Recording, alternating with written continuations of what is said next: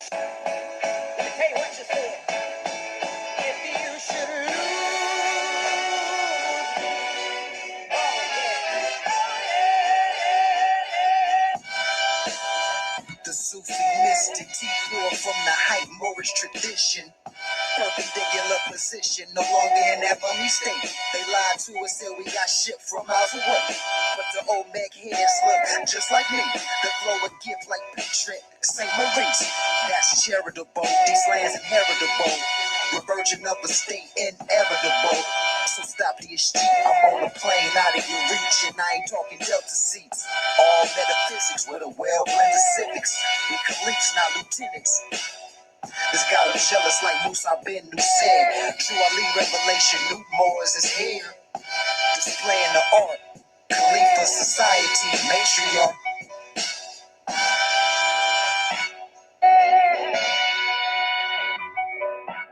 Moorish master MC, also a grand chic, delectable Negro, barbecue when the clan meet. See me in my fairs, won't mistake me for black man. I'll call it might assume I'm a Masonic brother. Brown chronic lover, either roll or edible supper. Vibrate at a high rate, turn to a dimension jumper. Hit the soul plane, quick build with the profit. Get back to the earth plane, dismissed on the docket. Magistrate lane, environment janitor, bring the comment. No bond paid, temple gets a deposit. Sketch not composite. Left no witness, left blue on the litness. Get altitude sickness, so high on your head. Whenever I spit this, I'm the type to forget, so you get no forgiveness. Business is strictly like Eric and Parrish. Moreno is my status if you're speaking in Spanish. Ma'am or manish when I draw from the chalice. Looking like the paintings of Arabs. Tiger head rug in the palace, accepting your challenge. Final glove slap since you thought I was average. Carried by 1,000 scarabs over the hot sand. Last name comes from Moors that rule Scots land. Black or Moors you thought Elizabeth got banned. Drew Ali name known again what's not planned. Try to call me Indian, no that will not stand. Forget to say the prayer, now I feel I'm in Copland. Forgot the amethyst, stop rubbing on stone shaman. Cause a glitch in the matrix, stop feds from charging. Body frozen walking past, the eyes enlarging. With a ray gun like Marvin Martian. That's all folks when we activate carbon. End it all like arson, or your face on a carton. I'm a Moorish American man, national. 360 degrees is added to my arsenal. Like a carpenter, got me building temples, but mentally. Noble Jew, I lead the measure and stick your activities. I came in to predicate, changing negativity precisely. My purpose is to uplift humanity. So why you mad at me? Cause you know I'm a more 2,000 years with the prophet like I been here before. Go ahead and diss the prophet cause you're so immature. When justice come knock at your door, bodies will hit the floor like a fofo. Puzzle your brain just like a jigsaw. Movie cut the head off and did we play ping pong? Looking through the peephole cause you hear the ding dong. I don't sing songs, I'm the champ with no rings on. Concrete jungle gives a fuck about King Kong. I'm ready to go and when I die I scream out hard like Kid John. Cause my last words would be Islam. What up, mom? My higher self is keeping me this calm.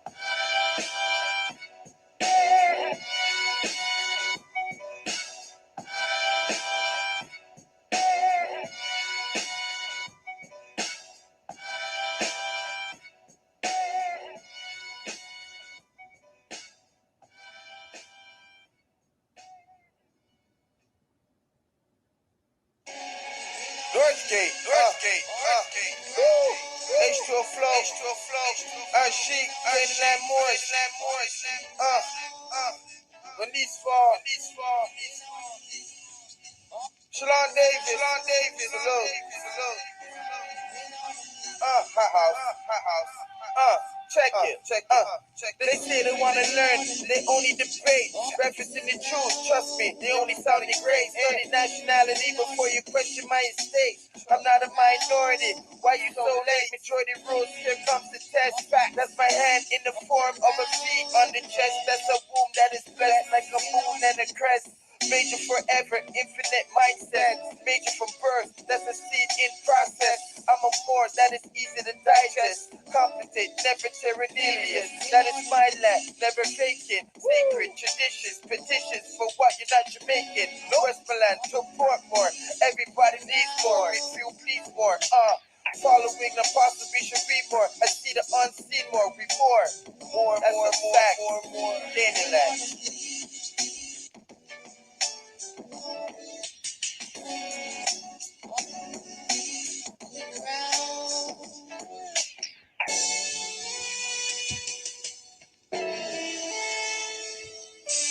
say they wanna learn, complain classes are too long. Don't want it on a phone call, energy too strong. Get it from the wrong source, now they way off course. Think they must be Muslim and give up on all sports. Should give up the red meat, must give up on all porks. Won't be yelling haram when the bottles are uncorked. Eating with the spoon, use forks for tuning. Eating humble pie, no ego ballooning. Samson 2 caterpillars, got him cocooning as the full moon hung spiral, energy moving. Up through the crown chakra, energy shooting, and told me upload classes before live YouTubing. 16,000 subscribers, 20% consuming, 80% troll pretending to be tuned in. Comment on every video, pushing the thumbs down. We'll push the link when we live just like a clown. Pouring in the incompetence, always debating. Dissing Drew Ali, but won't give their location. His image on the black banner, that's vacation. Just get him out of here, Yusuf yells in frustration. We know they're playing games, we're not berating. Calling 911, scimitars penetrating. In defense of prophets and mothers abused. And newly awakened Moors, amused and confused.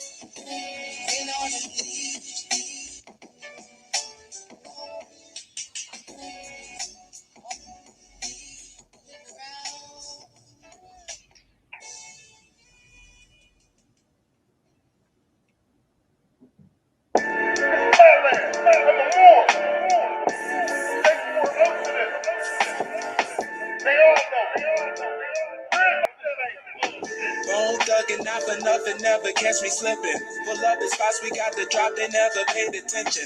No part the missing, dirty project calls, conscious missing. Got people jumping on my line like I was going fishing. Bow to messiahs, past life flash right by us. Spike your food so you can't digest, I can't digress. Shining on vampires who can't process. The moon over campfires, we on the move, breaking rules, no they can't tie us, can't buy us. Manila envelope deniers, control times, haters still clocking. Got dirty Moors trying to resurrect the chauffeur, the real prophet. They trying to get the profit like a dollar sign and brackets. Game of tennis, nigga, I'm just here to make the racket. These crooked governments got royalties and cuffs, and all we got is nationality, like art inside a gallery. So pardon my mentality, bloodline stretching like an empire that's all the way from Barbary to Tartary. My mind's ecclesiastic, prophets show me proofs inside the circle 7. Asiatic, we not Negro, black or colored. Bone thuggin', not for nothing, never catch me slipping. Pull up in spots we got the drop, they never paid attention. No part the pissing, dirty project calls, conscious missing. Got people jumping on my line like I was going fishing. Back on my mission, backed up on my ammunition, backed off all this competition. They don't got this kind of vision, no. These are the new days of our lives. All my time he ticking, copy by the minute. Got these chakras spinning. 7 in the quadrants, G between the compass squared, Samson between Boaz and Yoakum.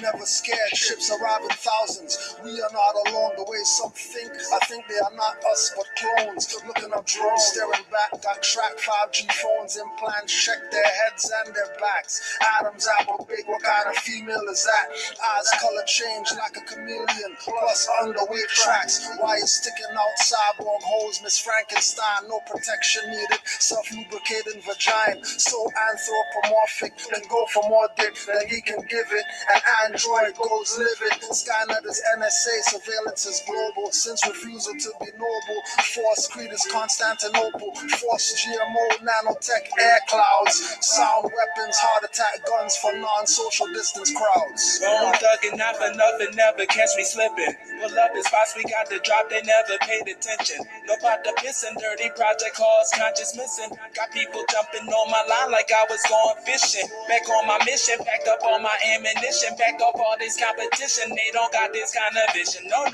These are the new days of our lives. All my time he ticking, copy by the minute. Got these chakras spinning.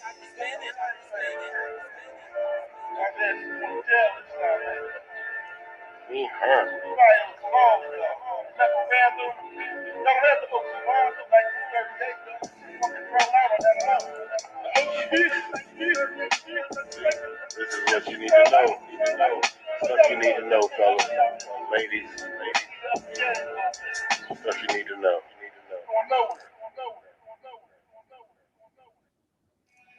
Common sense was made before book sense.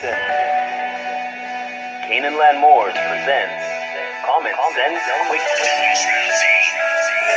Legendary, bury me in the North Gate Cemetery, February the 4th day. Son of Mary, they ahead of my born day. Independence and law makes it a literal lost case. With case laws, we break them down like Jericho. Keeping all my lions tamed, I'm Chris Jericho. I'll keep a mask on deck, I'm Rey Mysterio. Fake pandemics announced over the radio. Annoyed with the game, the joys and the pains. I'm Rob Bass, mixing with rock the hard way. I was in a lost state. Prophets get me up right, brought me to a lost gate. Cooking like I'm Saute, rapping like I'm Denzel. Malcolm X, Deja Vu, Roman J. Israel. And no but I lay in plain sight, but people still can't see it. So the snakes still showing up, the stakes still high, so the race still going up. Warriors of the North Gate, we not slowing up. Born in the manger, sworn to be savior. Walk through the valley of the shadows of the death of slavery. Looking for life, the book of Genesis. Astral plane entrances, invoke the nemesis. Abstract images of past lives kicking in. Danger, running for your life, you're finishing. Morris Omar, He-Man Oracle, using Trinity powers, decipher allegorical, lost and metaphorical, holy books are metaphysic, fact slap a dirty more or a Drew Ali critic, calling him Thomas or Walter and get your face caved. Common sense was made before book sense. Canaanland Moors presents Common Sense Quick.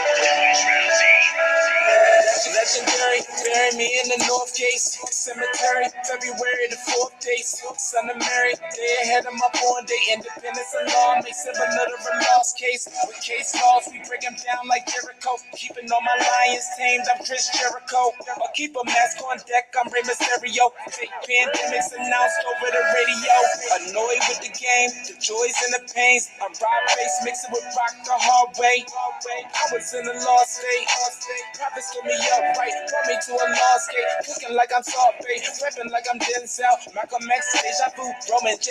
Israel. And no but I lay in plain sight, but people still can't see it. So the snakes still showing up, the stakes still high, so the race still going up. Warriors of the North Gate, we not slowing up. Born in the manger, sworn to be savior. Walk through the valley of the shadows of the death of slavery. Looking for life, the book of Genesis. Astral plane entrances, invoke the nemesis. Abstract images of past lives kicking in. Danger, running for your life, you're finishing.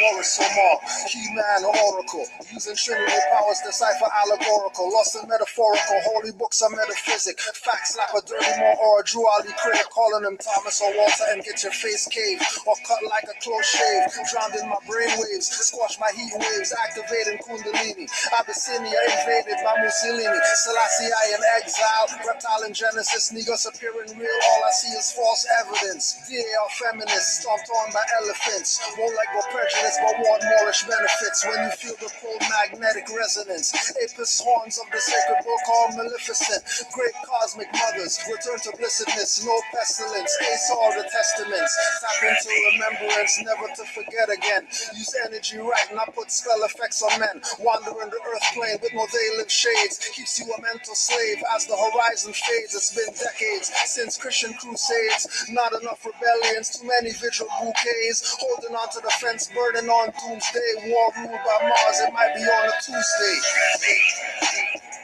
Canaanland Moors presents Common Sense Quick. What we do here is we add some common sense thinking to everyday situations or comments that may arise. Want to give it a try?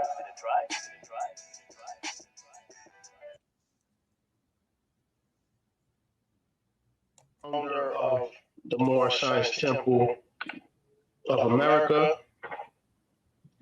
and one of the reasons for starting the temple was to uplift fallen humanity. Now, in the early 1900s, racism was rampant, so he wanted to use this temple as an avenue to get better treatment for his people, for the American Negroes. Now, we know the American Negroes were at the bottom of the totem pole, so what he set out to do was help them get some respect so that way they could possibly be treated better, which is a noble act. You know, he wanted to help his people. So part of doing that, his members were to wear a Fez hat. Now we're going to be digging into what was going on around that time period and why they chose this hat. Now, in the early 1900s, American Negroes were at the bottom of the totem pole because of racism. Now, racism was very ignorant and stupid ideology. So just because the American Negroes were at the bottom of the totem pole didn't mean that they weren't smart, because they were in fact very smart. And in many ways, they figured out ways to trick the powers that be, the white Americans that were treating them bad. They found different ways to trick them into getting treated better. So we're going to look at a couple of things that was going on around the time period that helped these American Negroes pick the whites to get better treatment in America. And that's them tricking the white Americans, help them get better treatment. And part of tricking them was putting on this hat. It was a situation where they needed to hide the wool. Now, the wool, of course, is their hair. What they sought out to do was hide the wool with an international headdress, because they figured out that internationals, foreigners who looked just like them, foreigners that were coming from other countries who looked just like them. Now, somebody has to be absolutely retarded to think,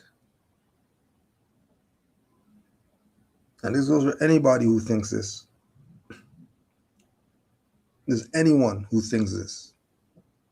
Anyone who thinks that there's American Negroes, American whites, racism, prejudice, white man, black people, anybody who thinks like that, they're retarded.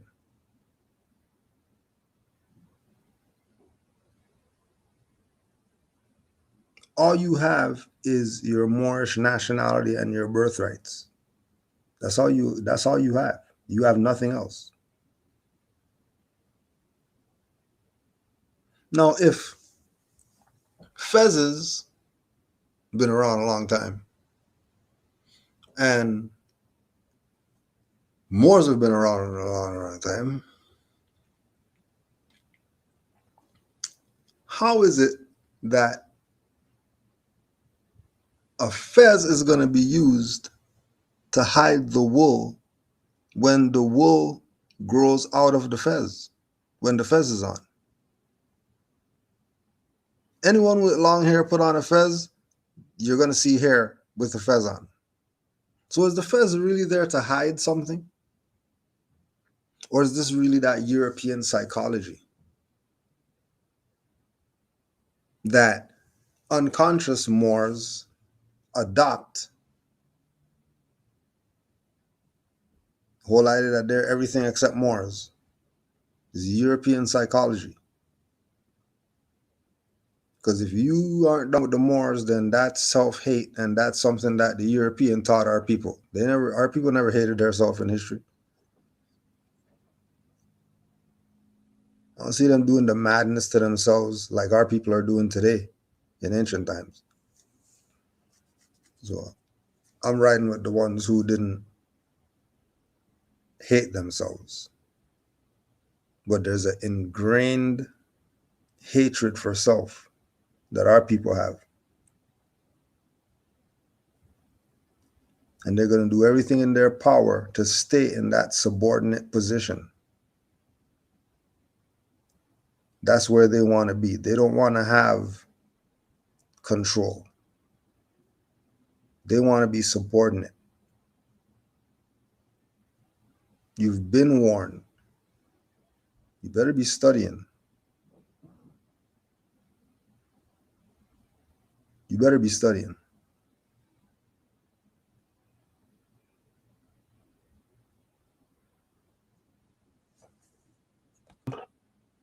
Were being treated much better than they were, the American Negroes. So pretty much, if you were born in America, you were being treated bad. But if you were a foreigner that looked just like these Negroes, they were being treated much better. Now, foreigners, we know, didn't dress like the American Negroes. So what these American Negroes had to do was adapt a foreigner look. And part of that adapting a foreigner look was putting on a foreign headdress. And that headdress that this man chose for his foreign look that he wanted his people to adopt was the fez.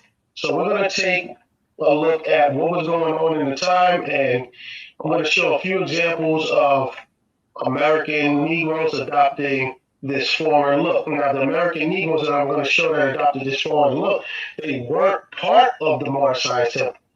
As I stated, American Negroes in general just figured out that they can trick the white Americans into thinking that they were foreigners. And Noble Drew Ali took note of that. So this is part of the reason why he wanted his members of his Mars Science Temple, to also adopt a foreign headdress. So now we're going to look at some examples of some American Negroes adopting the foreign look. Now this here is Reverend Jesse. We're going to read his story.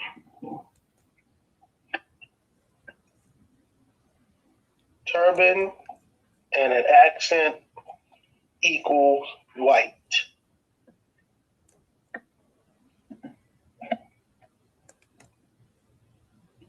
So as you can see, he's wearing a foreign headdress. He's wearing a turban type thing. Now, remember in the beginning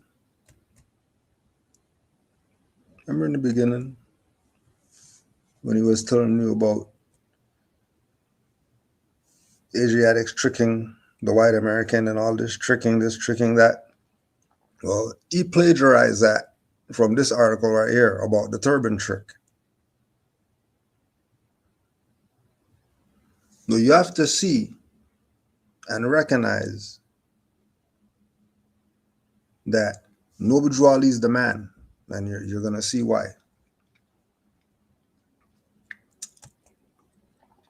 The turban trick. Rev Route bluffed his way into first-class treatment in the Jim Crow era South, unmasking the ridiculous hypocrisy of segregation.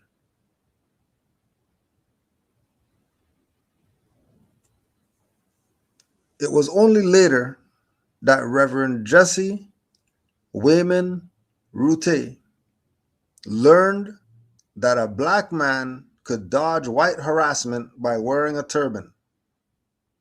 In September 1943, Route and the 37-year-old pastor of Holy Trinity Lutheran Church in Queens, New York, boarded the train to Mobile, Alabama, to officiate at his brother Lewis's wedding. In Mobile, Route, a gifted singer and lecturer, sang spirituals before a mixed audience, quote unquote. According to the New York Amsterdam News, and received many congratulations from both races. He was also greeted with segregationist hospitality. I was Jim Crowed here, Jim Crowed there, Jim Crowed all around the place, he told a reporter. And I didn't like being Jim Crowed. On his way south, Routey had ridden a luxurious Pullman railroad car and encountered little, if any, segregation. But on his return trip, he chose to ride coach. He was co-signed to a dirty, airless car directly behind the steam engine. Dining car porters separated him from the other passengers with a partition. He fasted for 2 days in protest and contemplation. Back home, he told reporters that such outrages called for a great deal of prayer and an equal amount of planning. Routey returned to Mobile at his brother's invitation on November 1947. And this time he planned. Sisters in Mobile Lutheran Missionary Societies had told him that when they were expecting a visiting Negro of rank, they suggested the person travel in turban and robes.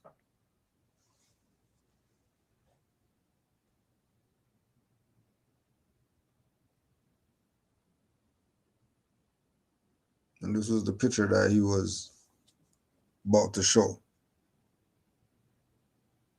But it's not just a picture that you're just going to cut out of some article, put it in your slideshow presentation and start talking about you got some knowledge on something, because it's a lie. These people here who realize this idea dress like a human being, not a nigger, and you're not going to be treated like a nigger. Harriet Tubman and all them knew this. That was part of getting out of the Underground Railroad and all that. Don't dress like a nigger. Why would you dress like a nigger and you know people are chasing you looking for the nigger? They're looking for the guy with the baby blue jacket and you're wearing the baby blue jacket.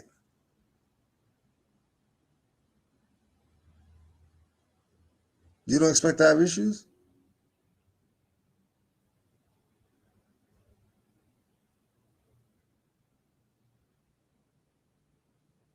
And then remember, this is 47 that they're doing this.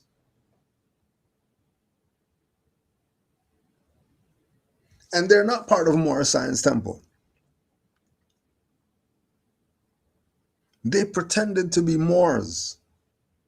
And they got everything that they wanted. They got to ride in the front, not behind the steam engine.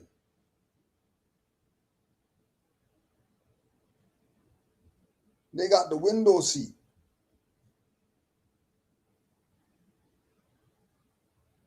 They were with the luggage.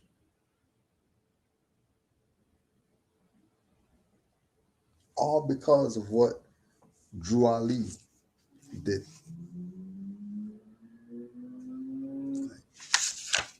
All because of what he did.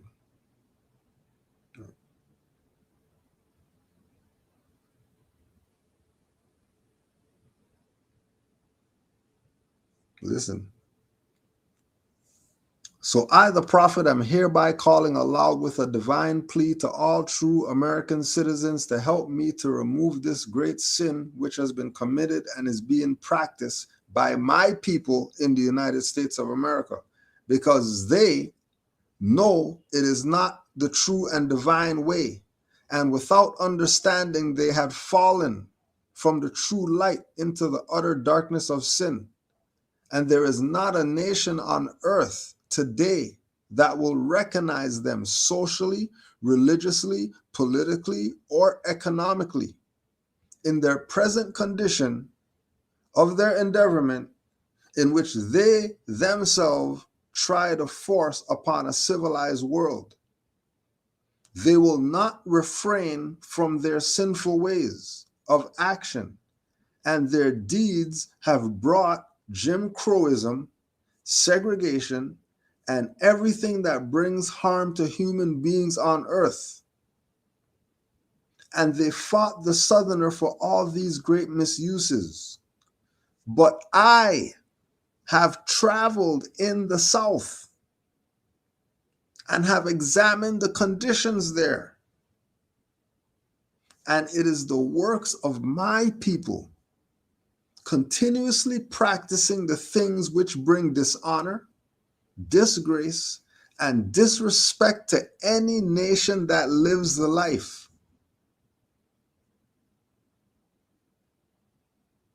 So he traveled in the South, turban up, and didn't have any issues with no KKK or none of that.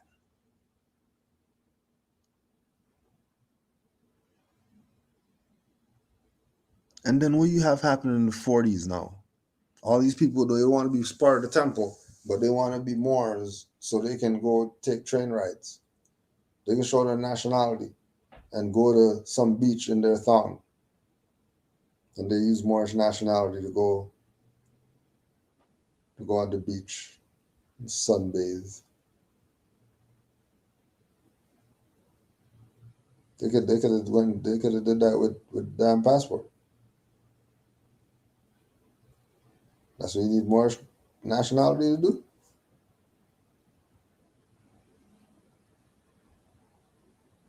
Go get bikini line and all that.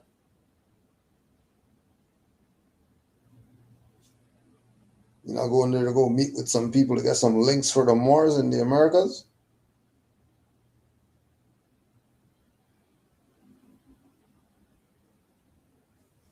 Something for the Moors? Nothing? Just thinking about yourself.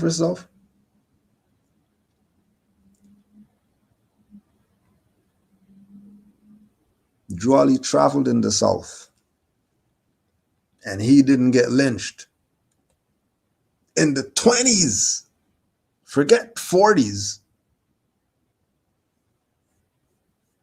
Forget 40s. In the 20s, Jwali had turban up down south and they couldn't touch him.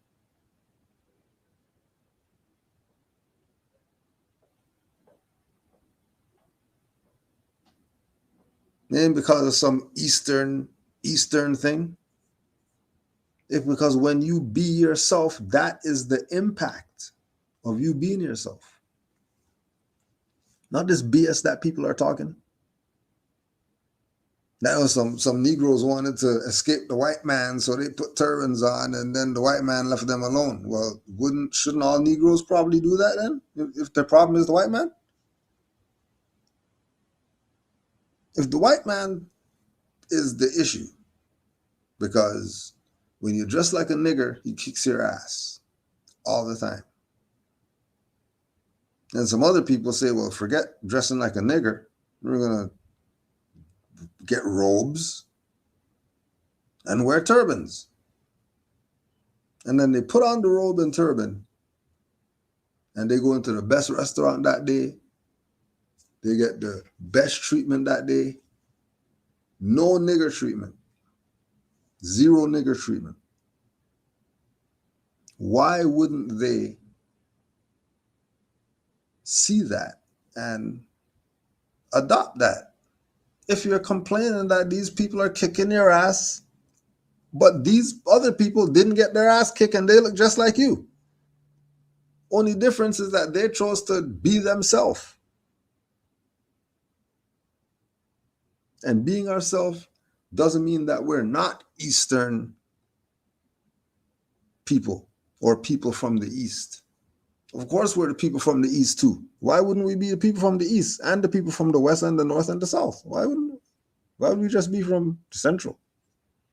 And that's it.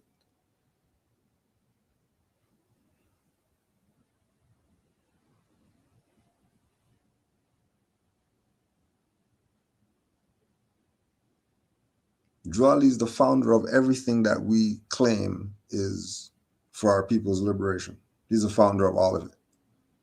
Wearing your African stuff like that and dressing the role and all that stuff, because Jwali was dressing turbans and robes in the 20s.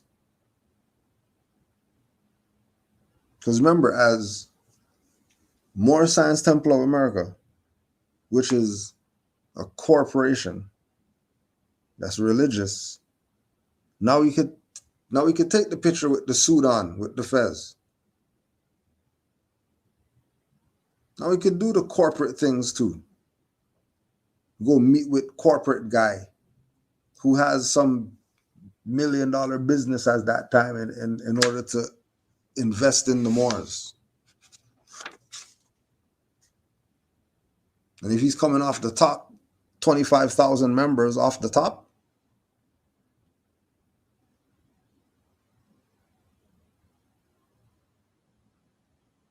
why wouldn't anybody do any type of whatever with him? Any type of arrangement, business, whatever. Why wouldn't they? They're not niggers. We're Moors. Remember, these people aren't part of Moorish Science Temple in the 40s. The 40s? Where they learn about wear turbans and stuff like that?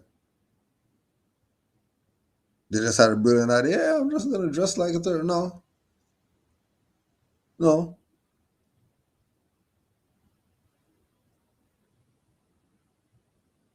This is how they were brought in. Because you're a dumb nigger, just put this turban on, put these robes on, and you don't say a word to anybody. You just go from this house to the house 30 miles down the thing around the river, across the creek, whatever like that. You just wear these robes, and we'll see you in an hour. I don't know about this. Is this really gonna work? Am I really gonna be able to get on the train with this? Okay, let's just see if this works. Let's see if this works. Let's put on these robes. Let's put on this turban and let's travel across the country and see what type of reception we get.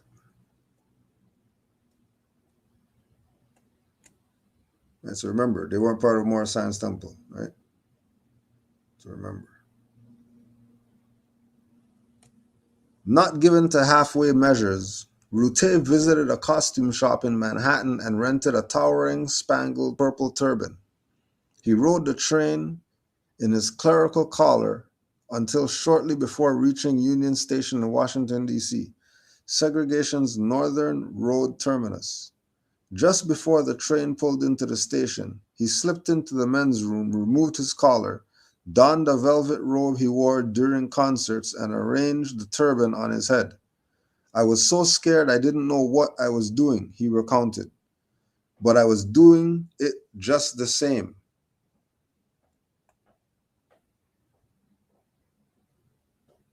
Mm-hmm. You know when they say sick and tired of being sick and tired? And then you're thinking about some in the fields or whatever like that and all that stuff. You're tired of that. No, they were tired of everything because they already seen it work. They already seen it work with the Moorish Science Temple. They already seen it work with the Moorish movement. So when it disappeared in 29 and the ethers of it is still flowing around, there's people like this that it touched. People who put him on is who it touched. And these might have been people who came out the temple because they saw the corruption that was going on in there. But there's no way, right, for like this part. Route wasn't the first black person to trick Jim Crow by conjuring up the foreign.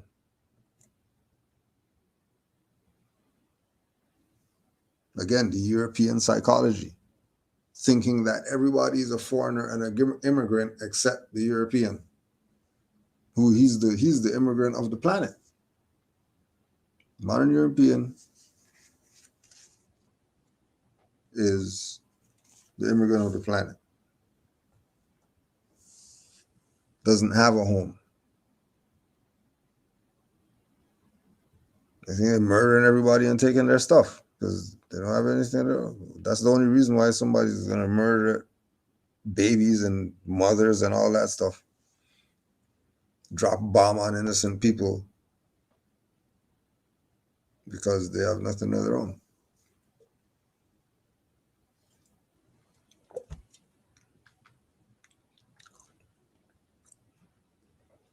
Because turbans aren't foreign.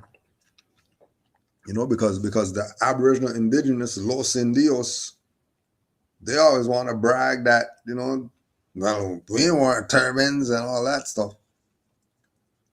So turbans not some Eastern thing only. In case you thought turbans were some Eastern thing only. Well, it's not. Turbans are worldwide.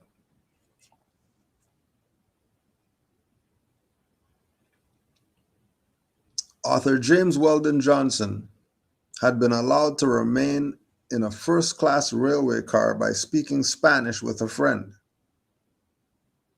Others acted on what Theophilus Lewis later called the chapeau theory of interracial rapprochement. Joseph Downing of Edwardsville, Illinois, donned exotic headwear as Prince Joveda de Raja. He had grown rich advertising white bankers, and before he went broke, he had taken rooms at fashionable, otherwise white hotels in Miami and Palm Beach. Conning the multicultural race of gullible was nothing new. Still, Route's game was different. Where others had pulled turban and language acts for private gain, Route would invite the world to his prank. And while he insisted on the innocence of his plot, I wasn't trying to fool anybody, he told reporters, trying to fool them. There was no mistaking its aggression. I felt like a paratrooper behind enemy lines. Even when he said, I'm not trying to fool anybody, this is what it is. I'm being myself. Remember, it's real time. There's no, call the Grand Sheik in this situation right now. It's you and the situation head on.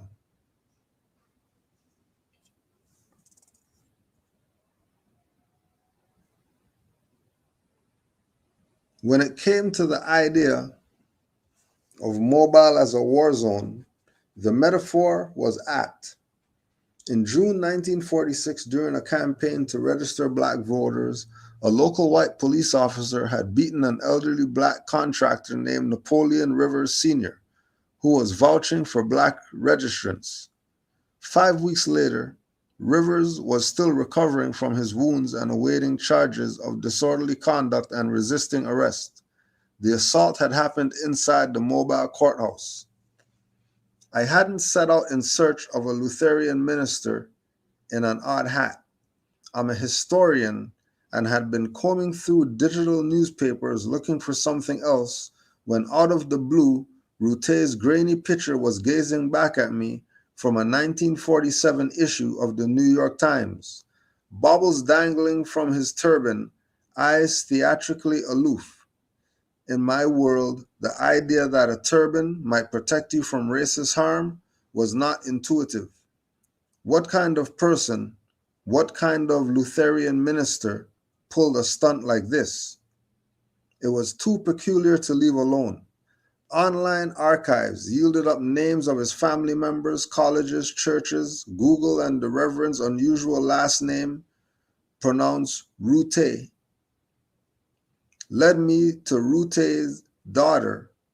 I Need Route, a retired journalist in Puerto Rico, who sent me an article she'd once written based on her mother's recollection about what came to be called the Turban Trip. I tracked down Rute's son Luther, a retired minister, then 71, and spoke with him at his home in Wyomissing, Pennsylvania. He was wiry, limber, and growling in a Queen's accent.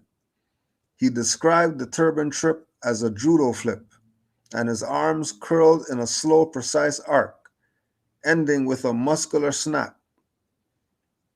His father, he told me, had hoped to show that when it came to segregation and the whole meshugas about who blacks were, these people did not know what they were doing. From newspaper fragments, census records, and passed down family lore, Rute's story took shape. He had been born 1906, Macon, Missouri, eldest of Lulu and Louis Routet of 3 sons. Lulu was musical, Louis a minister in the African Methodist Episcopal Church.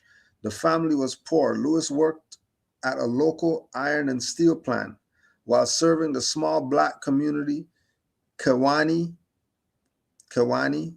Illinois, and moved his family with him, and he ministered at various congregations in the Midwest.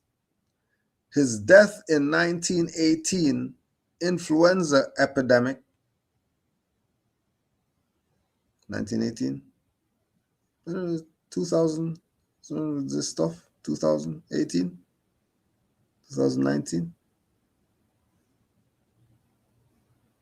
left Lulu and their children. She moved the family to Rock Island, Illinois. No.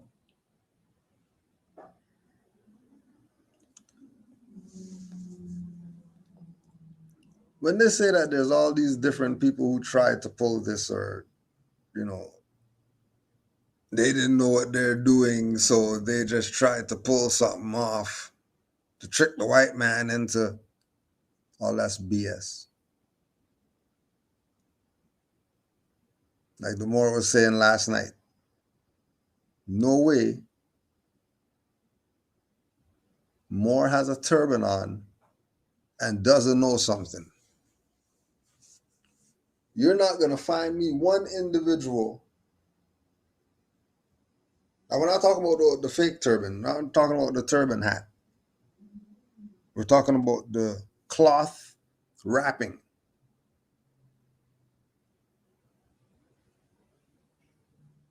Anyone with the cloth wrapping, they know exactly what they're doing. Exactly what they're doing. They know exactly, without a shadow of a doubt, what they're doing.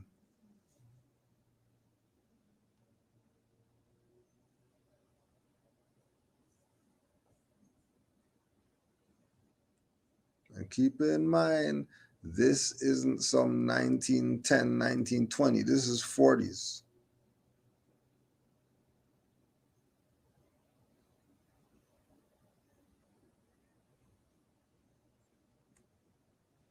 Why did Rute choose to disguise himself on enemy ground, probing and potentially humiliating the Jim Crow South in the process, baring his shoulders to significant danger?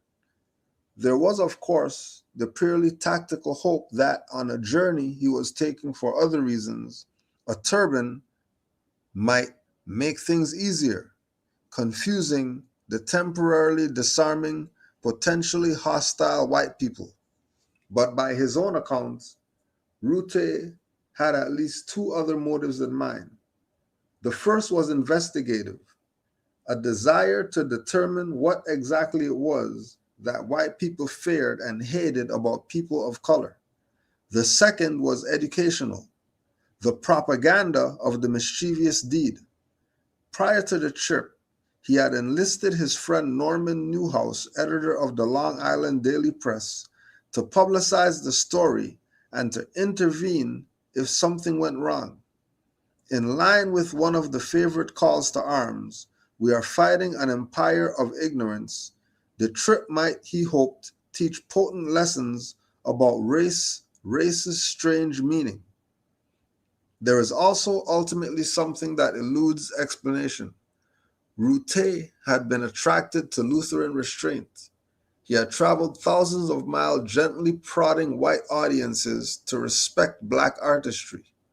One is tempted to read into the exploit a person no longer trying to civilize himself or anyone else. The Turban trip was in this way the opposite of his musical evenings, rather an easing opened the circle, placing spirituals and classical music on a plane of equality. This was a guerrilla assault on the circle's exclusionary edge. The news arrived by radio. Maud called hurling an announcement over WORAM that her husband had just found freedom from Jim Crow by way of the turban.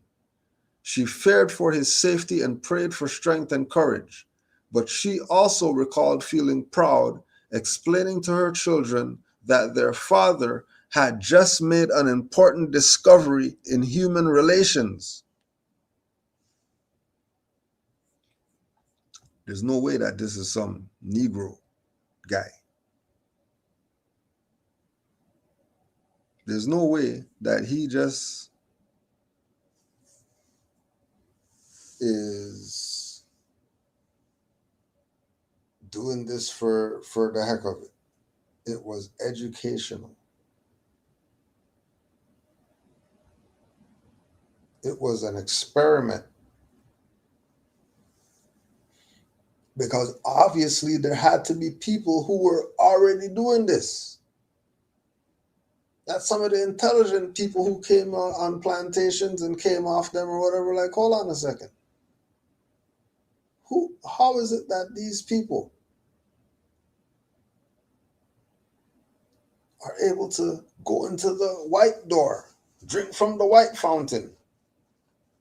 Why are they able to? Why is it that they're able to?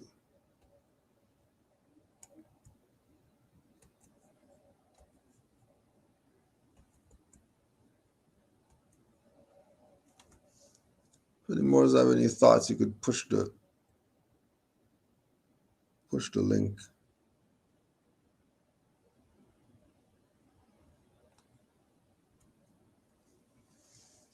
Because this could be looked at in so many different ways.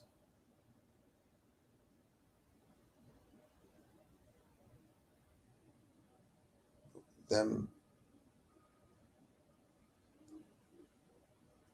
doing the experiment, them actually ingesting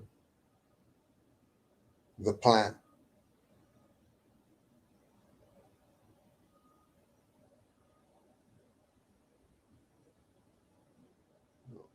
them being the guinea camel.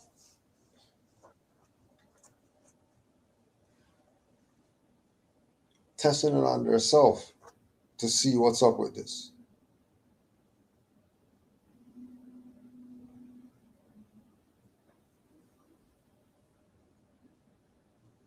These Moors said, forget slavery, forget Jim Crow. Let's test this thing out and see. Let's see for ourselves.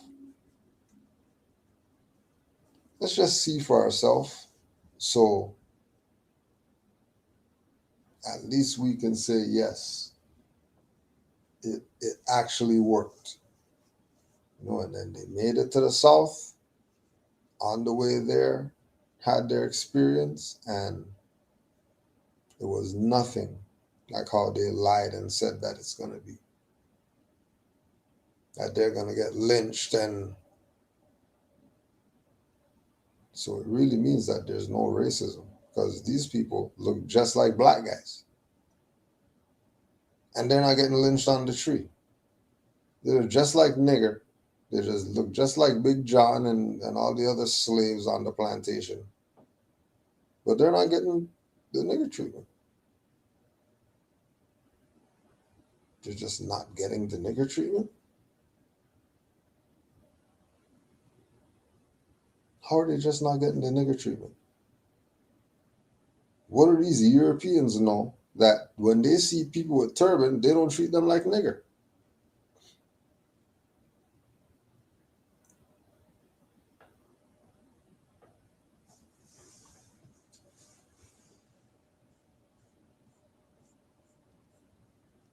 That's why Drew Ali said, you're not Negro, black colored, and all that. These names were given to slaves. You're claiming you're free. You have the name of a slave.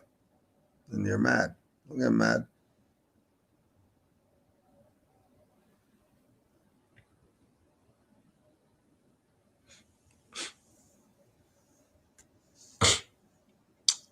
The train reached Greenville, North Carolina around lunchtime. Hungry, Route walked back 4 cars to the diner to find the only vacant seat at a table occupied by 2 white couples.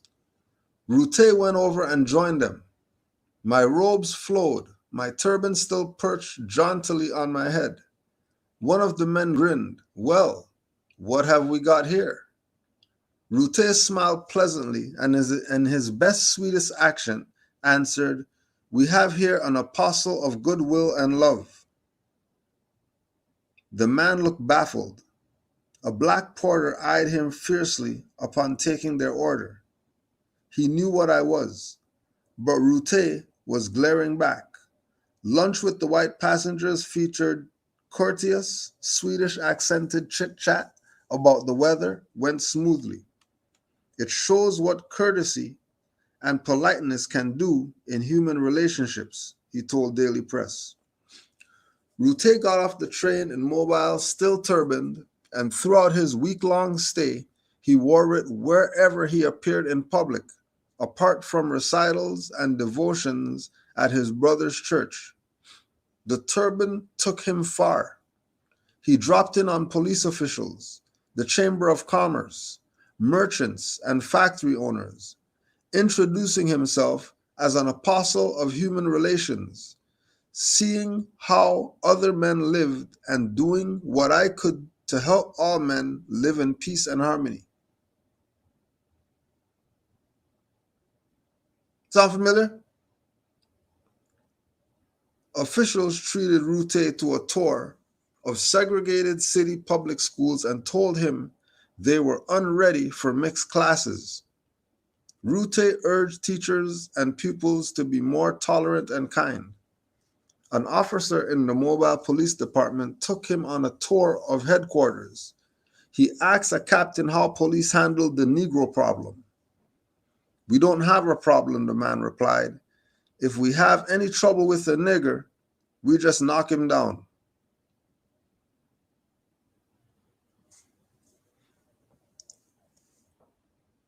He asked a captain how police handled the Negro problem. Remember, he's talking to a Negro right now. We don't have a problem, the man replied.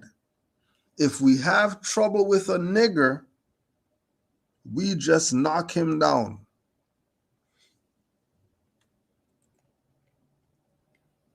He bluffed his way into Mobile's finest restaurants, staring down any skeptical staff.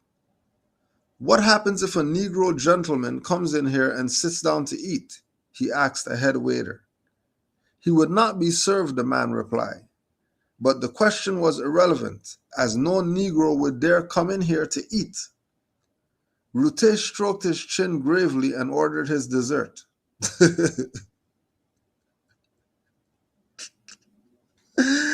You told me he's not a Moor, stop this.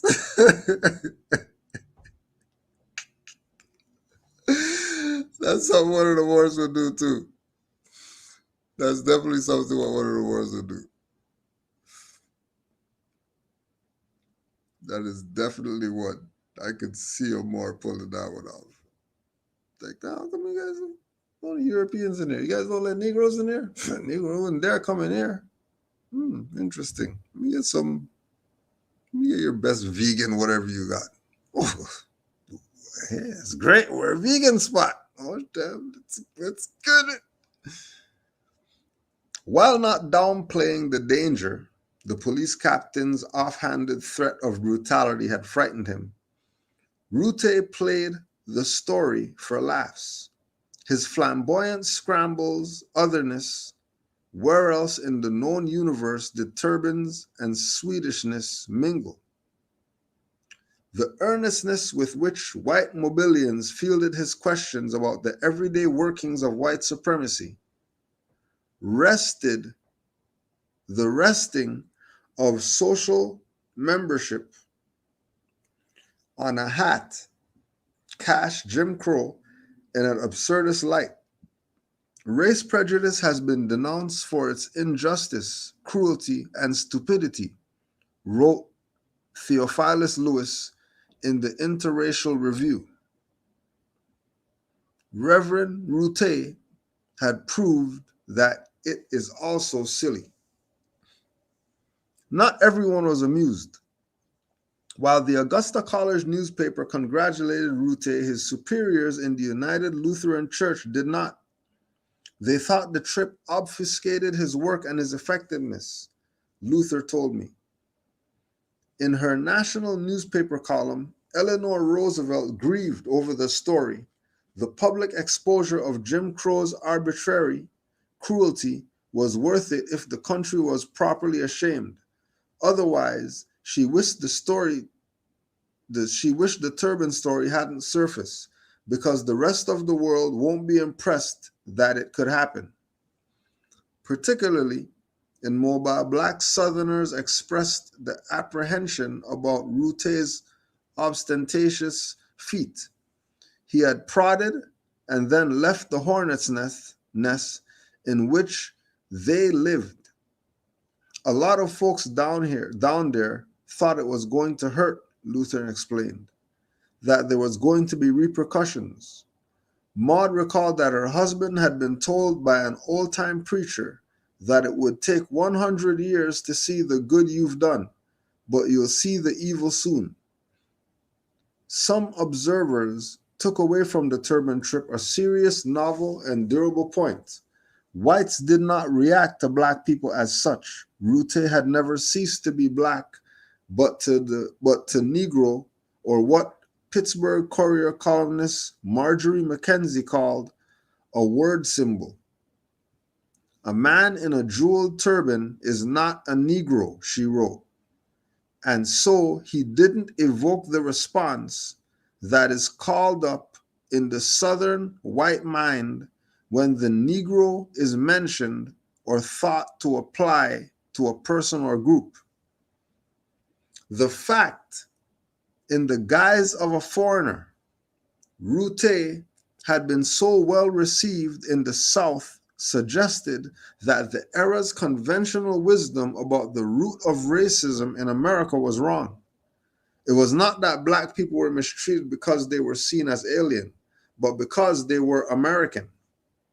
Not because they were unknowable, but because they were presumed to be known. Among those on whom his distinction was lost was the Ku Klux Klan. According to Luther, shortly after news of the trip broke, Rute received a phone call at his home from Klan leaders who threatened to kill him. The Klan burned a cross on the family's front lawn. Jesse and Maud sent the children to live with church members for several months. Predictably, white mobile newspapers sent a reporter out to investigate and debunk Rute's story. Eastern colored man claims he crashed Color Line. Here, read the Mobile Press. Headline one day after the story broke in Long Island.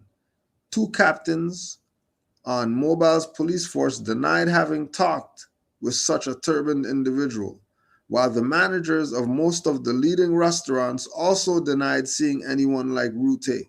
The owner of Joe Jefferson House said that a dark-skinned person wearing a turban-like hat had come in about 2 weeks earlier, placed an order, and been told that he could not be served unless he removed his hat. The man had refused to comply and walked out. Had he or hadn't he? There is no particular reason to trust the Mobile Press on the question. And in the end, The Turban trip's most telling feature may be that apart from a few angry editors in Mobile, no one seems to have thought to have asked. The reason I suspect is that Rute's story, true or not, arrived precisely when the surrounding culture was ready to help invent it.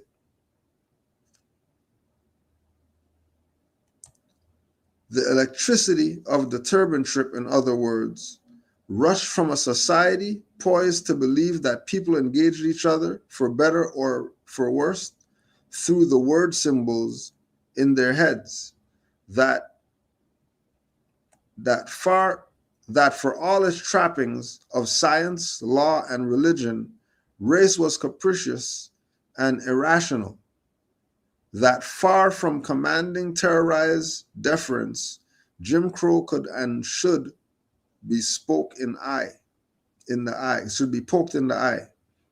In the years that followed, Rute continued to be known for the episode, but he didn't place much emphasis on it.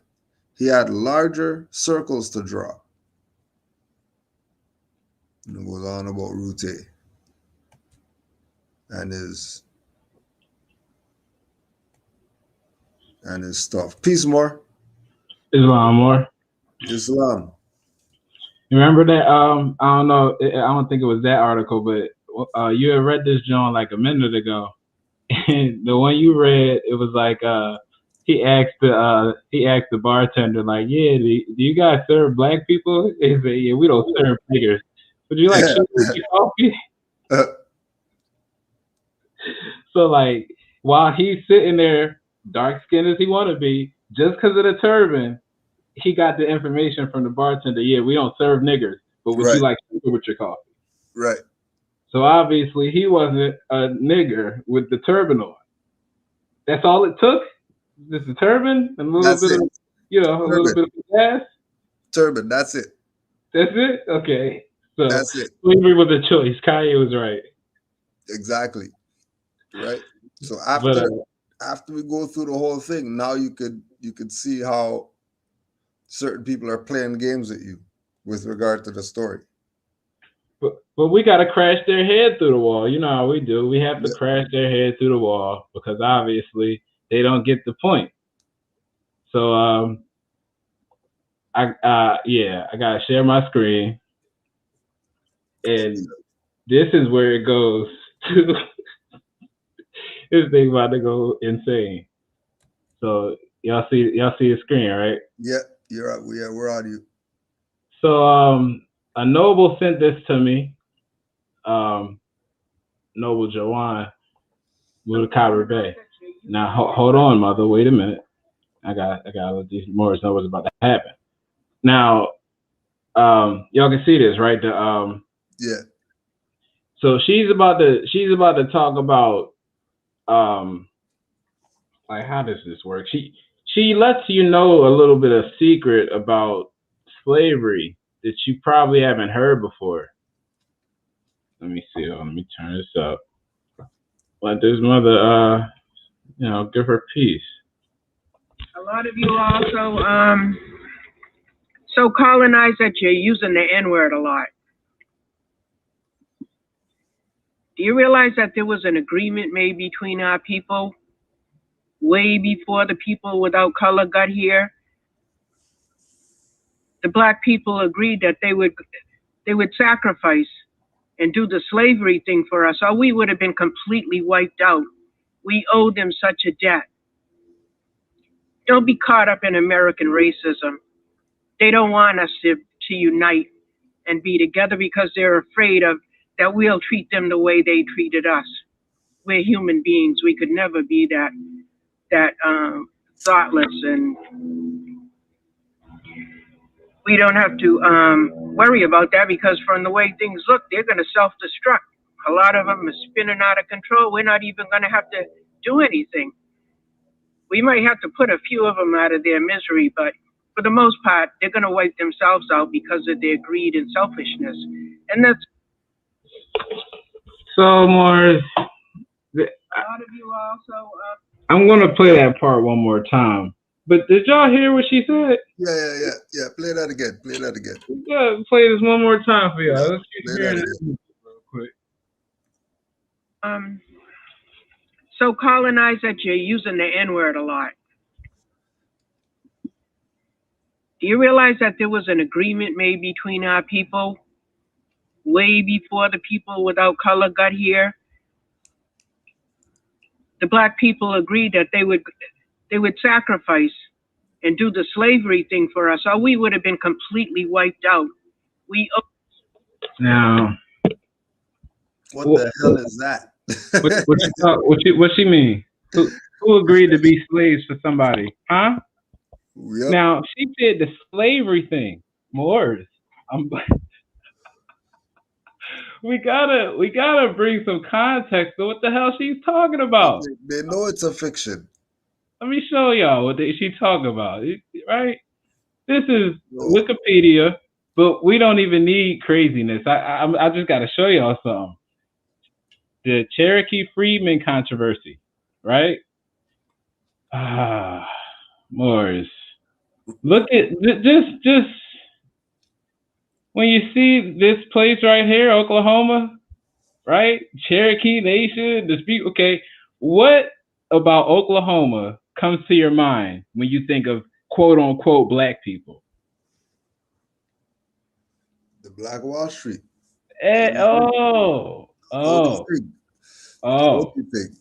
Okay, right?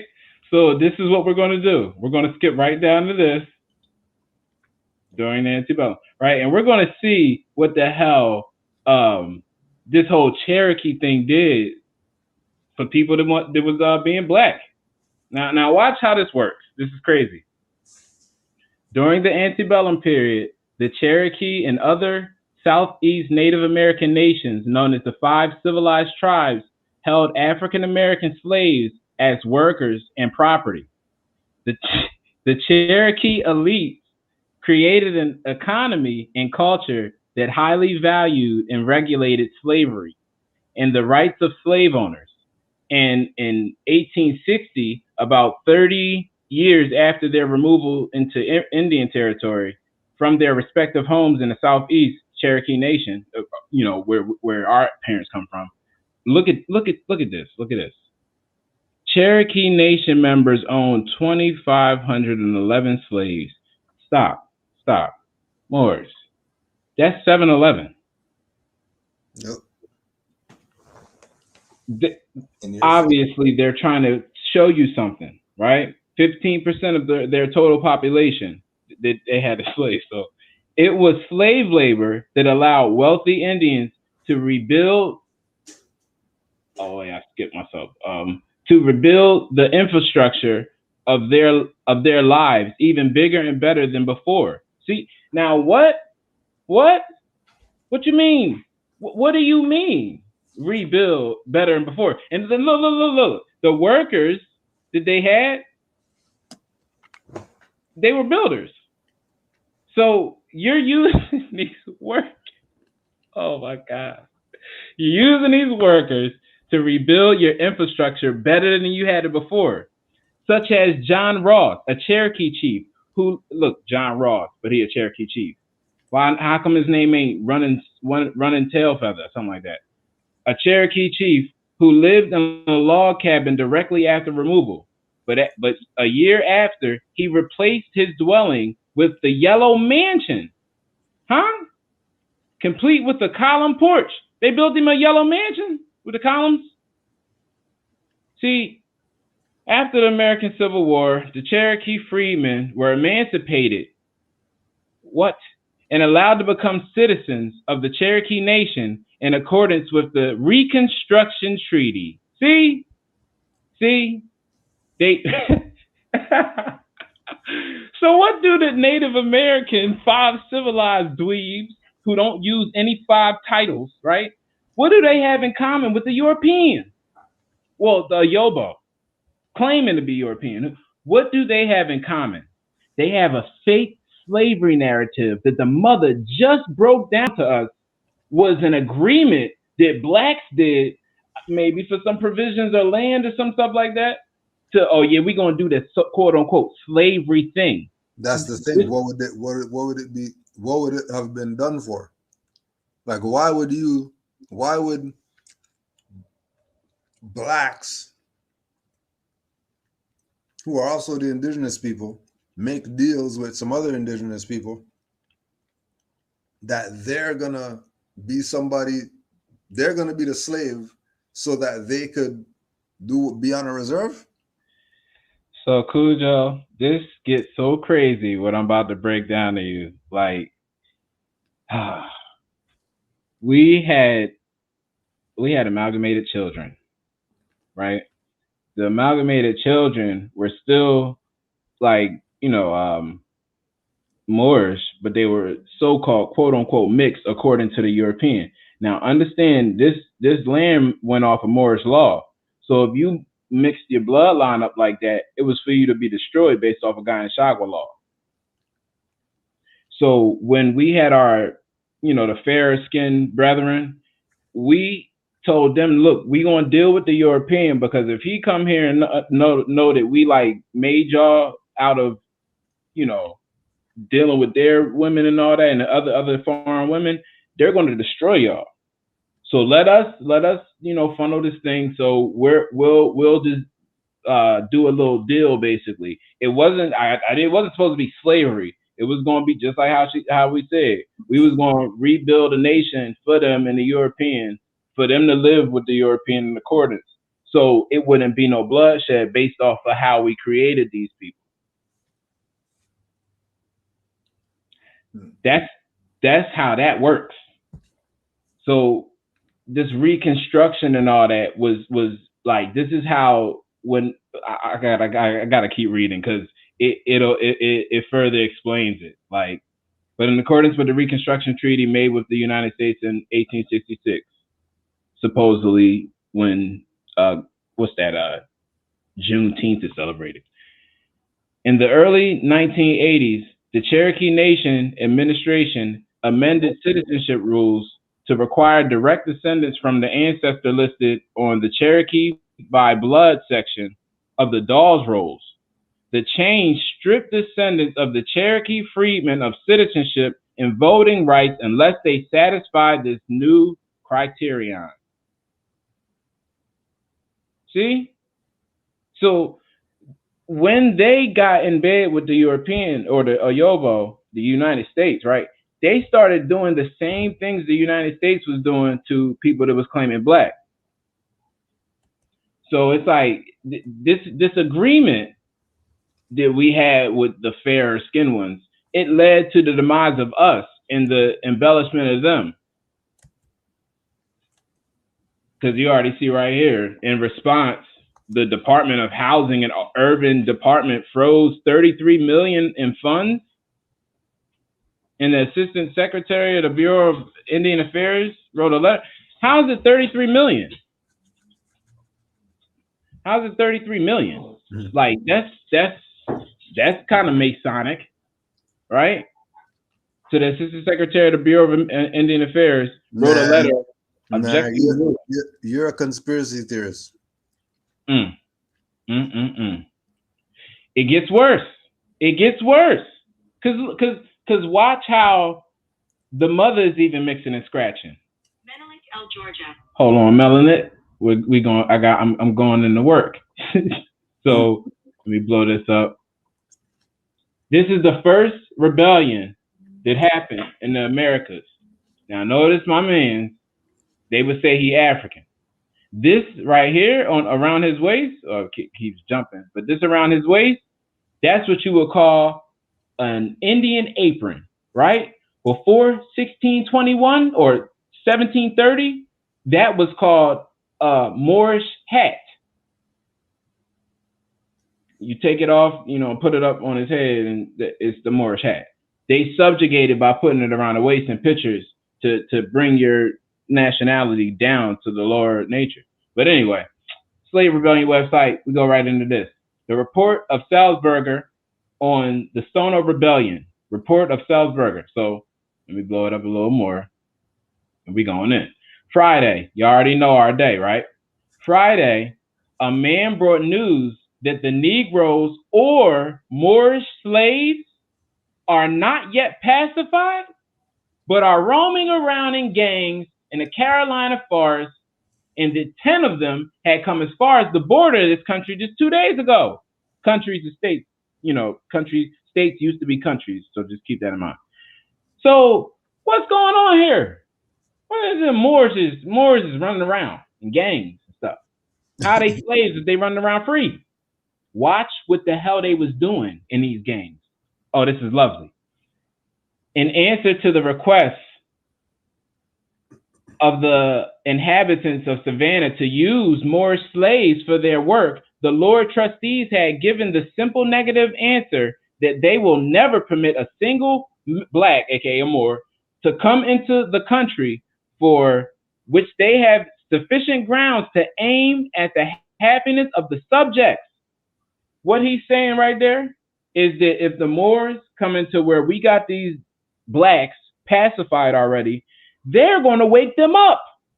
And yeah, Mother Yoni Melanin, you already know. See, this is after that, when they had quelled it, and then they had taken the Seminoles into slavery and just start calling them black. So what the Moors was doing was going to free the damn Seminoles out of that shit and return them back to their Moorish nationality. You ain't no damn Seminole, you a Moor. You a Seminole. What's going on here? So Mr. Oglethorpe told us here that the misfortune with Negroes' rebellion had begun on the day of the Lord, a Sunday, which these slaves must desecrate with work in other ways at the desire, command, and compulsion of their masters, and that we could recognize a just talionis. This is the right of retaliation, a just talionis in it. So basically, since the rebellion began on the day of the Lord, they was trying to reverse the energy of the rebellion by making the slaves work on a day where they ain't even supposed to be working. The Lord said, ain't everybody supposed to be at rest? Mm-hmm. So they saying, based on us making them work on the Lord's day where they supposed to be at rest, we could understand that it's a right of them to retaliate in it. So they knew they was doing it wrong. They knew they was putting up. Yeah. Now watch how law works. I, however, ponder that the fact that the mill in Old Ebenezer was also ruined by a flood on Sunday, and that the work that was done then through necessity by the servants did no good. So Allah sent a storm to wash away all of that shit that the slaves was doing. Y'all better rebel with these Moors. And they did rebel with these Moors, but they didn't include that part in there, but it got crazy. It got crazy. So that's one with the Moors, right? So we go even farther back, because they said slavery started when? 1619. Well, let's go all the way back to 1522, because somebody named Luis Vasquez de Leon, let's look him up. Let me not even do that. Oh yeah, by the way, this is the Inca Empire banner. And you see what's hanging from that thing. You see what's hanging from that thing. Okay. So this is crazy. So Luis Vasquez de Leon. This guy, right? This guy, you see the picture over there, but let's break down who he was real quick. Get it right here. Boom. 1502. The Spanish. Oh no, up here. My fault. Leon was born in Toledo around 1480. The younger son of a prominent family whose roots trace back to the high-ranking Mozzarella judge in Islamic Spain. So Brandon Day, no, you're not no damn Mozzarella descendant. This dude was Luis Vasquez de Leon. Now, the importance with him is that he came to the Americas in 1521 talking about some trying to make people slaves. Get to him. Let me get to him when he makes this little voyage. Yeah, around here. In 1519, so Hernan Cortez and all that stuff. Oh, here we go. After Leon's reinstatement to the Audiencia, a ship arrived at Santo Domingo sometime around August 1521, right? The pilot Francisco Gordillo had been hired by Allion to lead a slaving expedition to the Bahamas, where my grandmama is from. On June 24th, 1521, they made landfall in Winyah Bay, on the coast of present-day South Carolina. Let me tell y'all how y'all messed up. After some preliminary exploration of the region, they kidnapped 60 Indians and took them back to the Hispaniola. Right? Sounds like slavery was going the other way. Mm-hmm. So remember that thing? The people didn't want to get destroyed. Let me show you how how Moors was acting. So remember, 1521, they made landfall Winyah Bay, present-day South Carolina. Took 60 Indians to Hispaniola. Let me show you what happened when they got back to Hispaniola. Boom. On Christmas Day, hold on, let me blow this up. We're not about to play. No. Get out of there. Get out of there. Trying to rob us of the glories.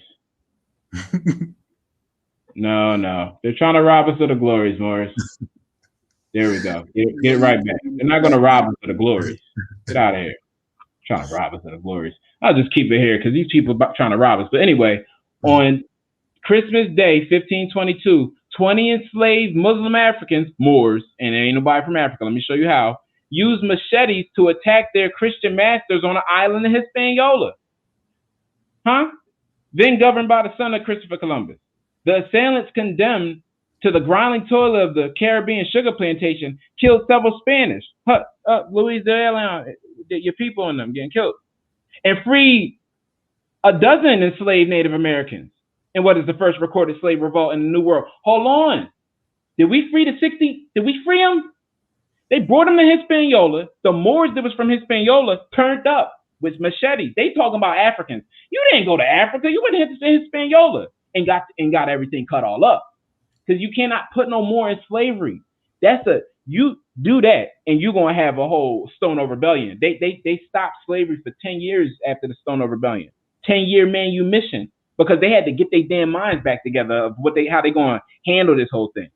Because these Moors they don't act like these other people. They don't act like these ones that call themselves the colors. These people, they go crazy. Can't put us in slavery. If we not slaves, then you can never enslave us. Because once you try, you're going to get the fight of your life.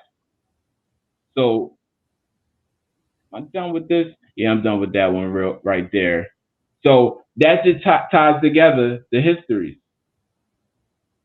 Like, see how when we was running around as Moors, we was knocking people all off and freeing Negroes and Native Americans. So when the mother saying this agreement and all that, how about the agreement was that we was knocking these people out for y'all, and then y'all subjugated us in the background.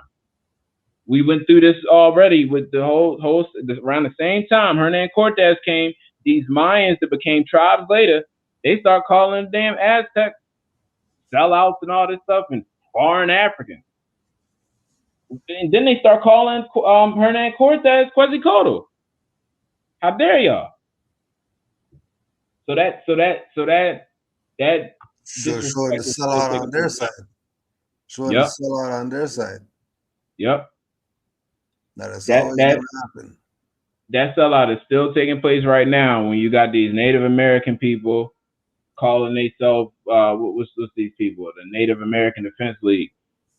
When they're coming through and saying Moors ain't this and Moors ain't that, and they don't never show no court cases like this one.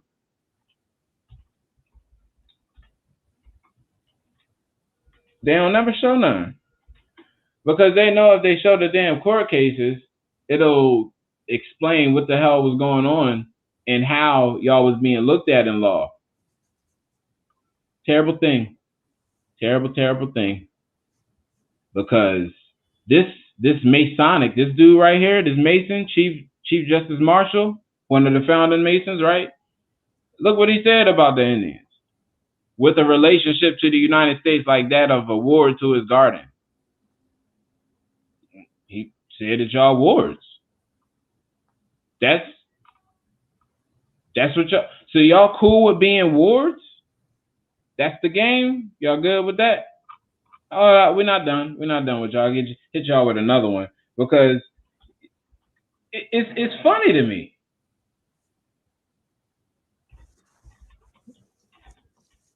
Johnson, it's funny to me because I sit and I look at this stuff and I'm like, wait a minute. Y'all got talked about dirty as hell when it comes to this United States scene. Watch this. Of course, these is landmark decisions, Supreme Court. So these are still in effect. That's their stuff right there. Yep. Sam Mason, Chief Justice Marshall, right? Let me show you how he got ignorant. Look how he get ignorant. Marshall's opinion lays down the foundations of the doctrine of aboriginal title in the United States and related doctrine of discovery. Okay, well, how you do that? However, the vast majority of the opinion is dicta or dictum, authoritative, dogmatic statement. This nigga in there talking religion or subjugated religion. As valid title is the basic element of the cause of action for ejectment.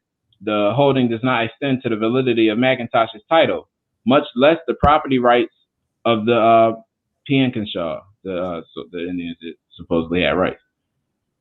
So he said, thus, all the opinion holds with respect to aboriginal title that is inalienable, a principle that remains well established with law in the early common law jurisdictions. Common law jurisdictions is dealing with Europeans. Now, did he say it up here? Or is it down? I think it's down farther. Because this dude, he ain't had no pics. Because he started referencing, okay, here we go.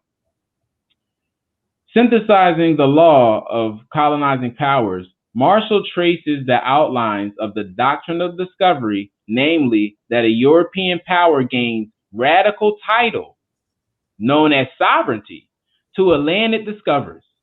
As the corollary, the discovering power gains the exclusive right to extinguish the right of occupancy, not the right of ownership, but the right of occupancy already, of the indigenous occupants, which otherwise survive the assumption of sovereignty.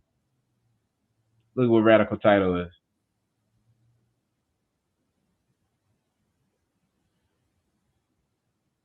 Allodial title constitutes ownership of real property that is independent of any superior landlord. Allodial title is related to the concept of land held in allodium, or land ownership by occupancy and defense of the land. So I'm gonna ask y'all a question. When it comes to what we've been seeing between the Native Americans and the United States, who is the superior landlord in the matter when you deal with like how stuff has been going? None of them. No, I mean I'm saying playing the superior position. Yeah, U.S. U.S. is the superior de facto land feudal lord. They are pipelines and all that being shut down.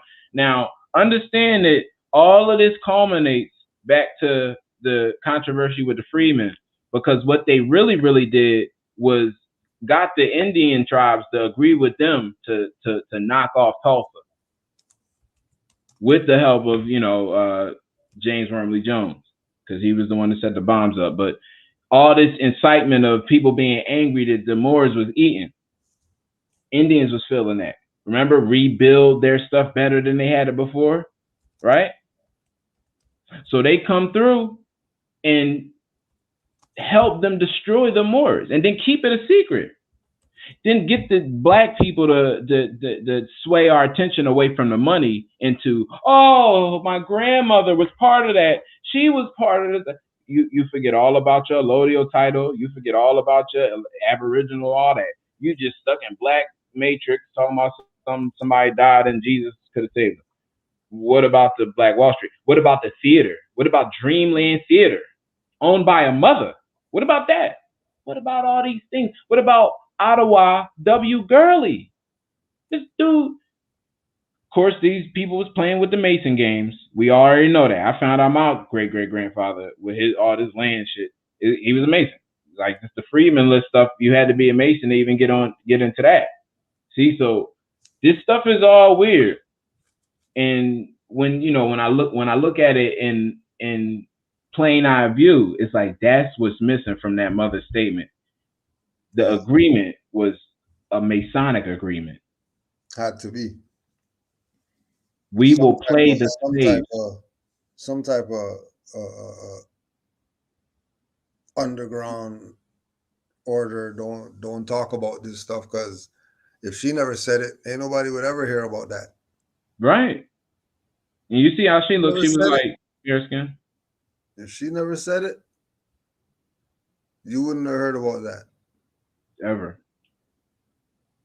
That there was a relationship between them so tight that the niggers took one for the team, and the stuff lasted in perpetuity against both of them to right now. You know how recent that Jesus story is now? Because that's man, look here, bro. That's literally the Jesus story, yo. That's the Jesus story. Sacrificial lamb for the people of Israel, the tribal lost ass tribes, man. Yeah. The hell you come from a damn father? How every tribe come from some damn dude? Tribe of Benjamin, tribe of Reuben, tribe of Simon. What about the mothers? What about the tribe of Rebecca? I mean, tribe of them, Ruth. What about the tribe of no mothers? Tribe of Mary? No. That's sick. That's kind of sick, y'all. They worship the masculine energy. See all this patriarchy stuff. The patriarch, the patriot, the politician, the pastor. They all in the same trinity of male worship. Turn the damn flag upside down, and it becomes a yoni. I kid you not. The Baphomet is the mother's birth canal, and the horns is the fallopian tubes holding the ovaries. Now, you can look that up. You flip the damn thing upside down, and it becomes feminine side. So it's just peculiar to me that Noble Dryly had it. You know, the only picture we see with him, like with the flag with the star on there, is upside down. Even though, we know the distress, but I always look at stuff with two eyes, like, because I know it's a divine and physical side happening. The mother is returning. Now, when y'all do, well, I'm ready, but like the son's going to have to be the ones to get all this debt, like all this talk we got about destroying the debt and taking on a United States corporation. That's what our job is when the mothers unleash the Kraken. But y'all have to do it. Y'all got to give us the right to bring this stuff from the private to the public to destroy these people. Like that's how this thing works. It's divine right, and y'all the ones that carry that allegiance to give us a decree. Like you could say what we doing. Y'all got the cosmos in y'all bring us these babies to form the nation, so y'all can give us the commands to follow out. And I mean that's where it's really going. That's where it's really, really going. Because these Europeans, they don't stand on nothing but paper alone. It's all paper. They don't really exist the way people think they do. And the funny part about that paper is that it's all bankrupt. All of it.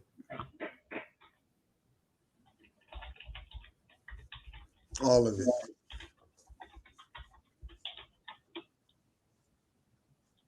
Y'all know what happened?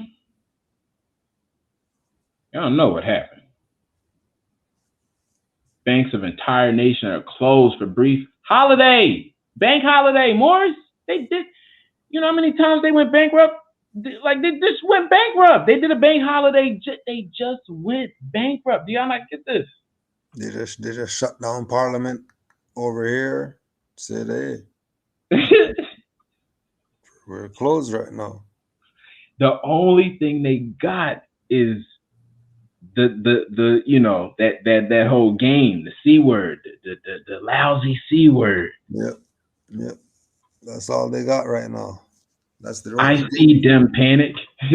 That's their only game right now. The C word. That's the only game they have. And the people's ignorance keeping it alive. The people's in I'm not doing nothing, Morris. I'm just jumping around, not doing nothing. Termination of World War and emergency. This stuff is crazy. Like when you read through this Trading with the Enemy Act, blow your socks off. Because it's all put in the same thing. They all related. They all go with the same thing. The word enemy, as used herein, shall be deemed to mean, for the purpose of trading, any individual, partnership, or other body of individuals for any nationality resident with the territory, including that occupied by the military and naval forces of any nation with which the United States is at war. Do you know what your treaty says about wars with these people? There's never been a war between the Moors and the United States. They hate us for that. Hold on, man. So it is a treaty of peace. Every time, right.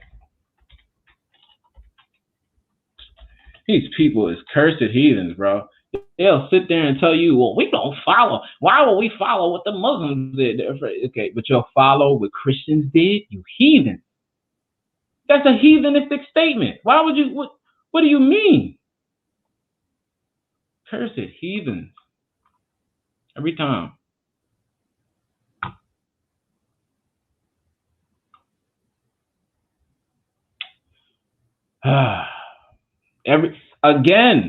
Again, we do this. Listen closely. Article 11.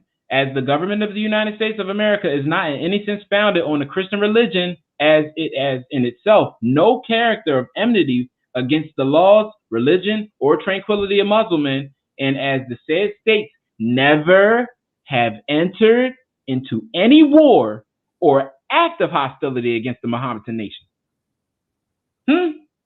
Don't worry about that damn 9/11 shit. We broke that down.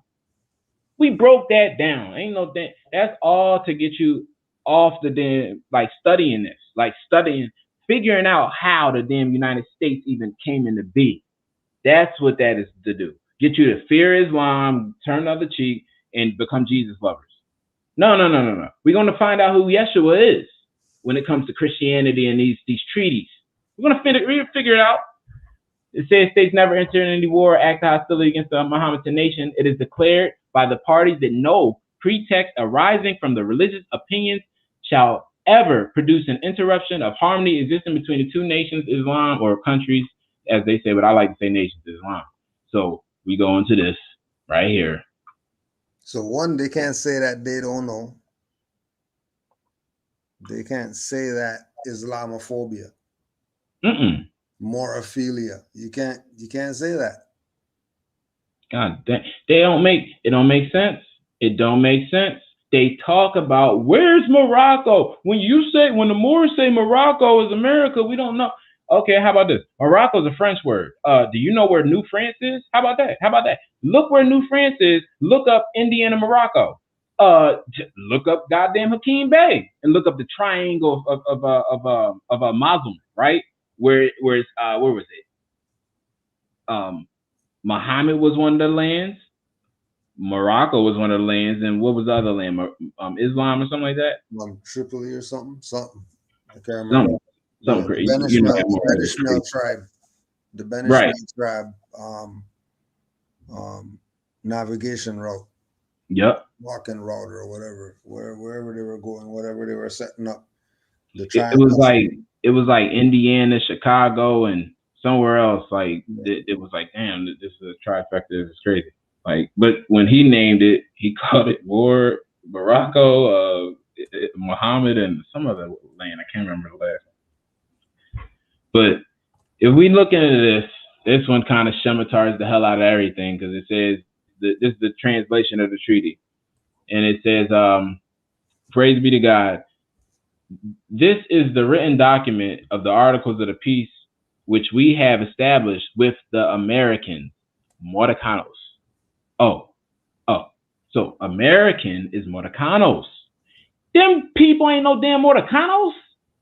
They ain't no damn, ain't no Yobo, no Mordecanos.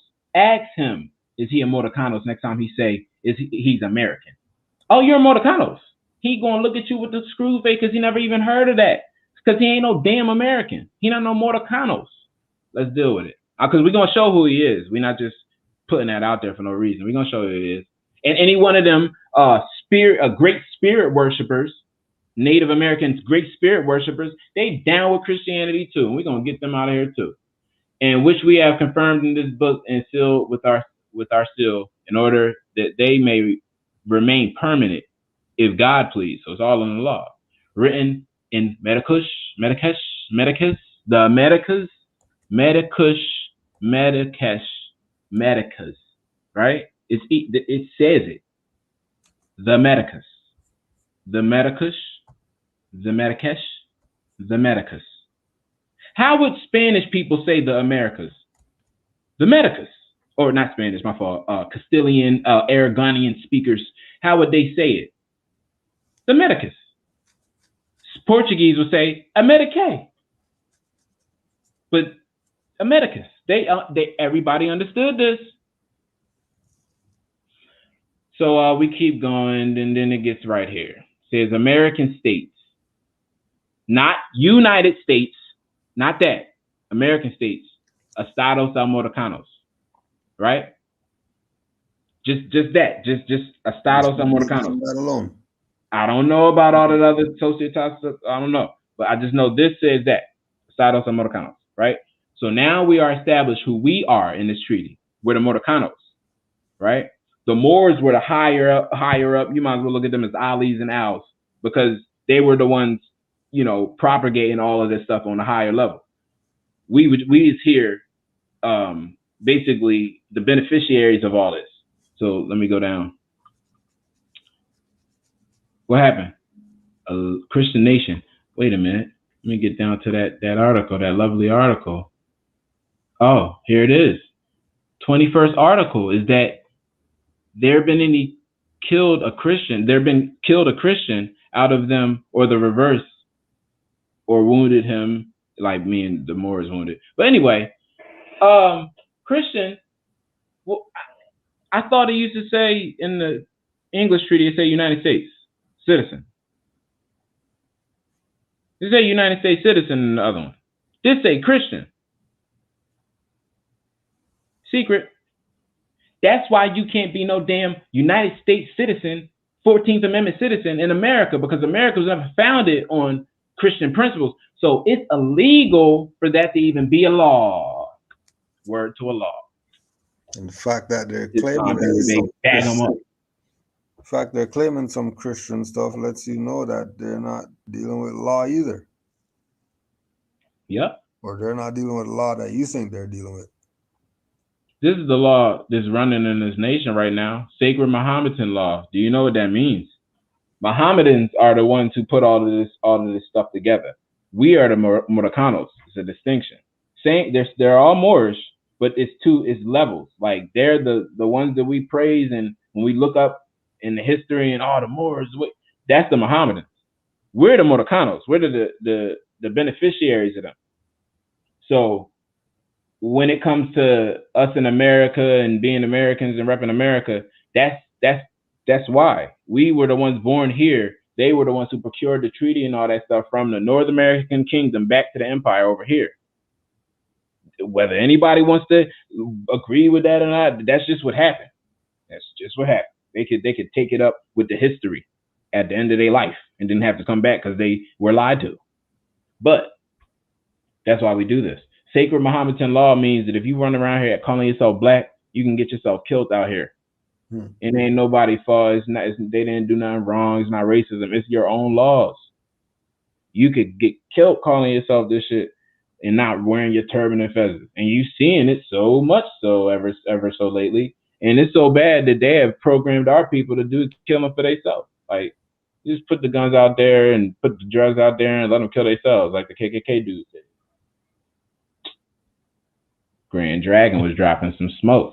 So, 22nd article, and this is the other Shematar Moors, that if an American citizen being a Moracanos, right, shall die in our country or nation, and no will shall appear, their council shall supervise his estate and his goods, merchandise.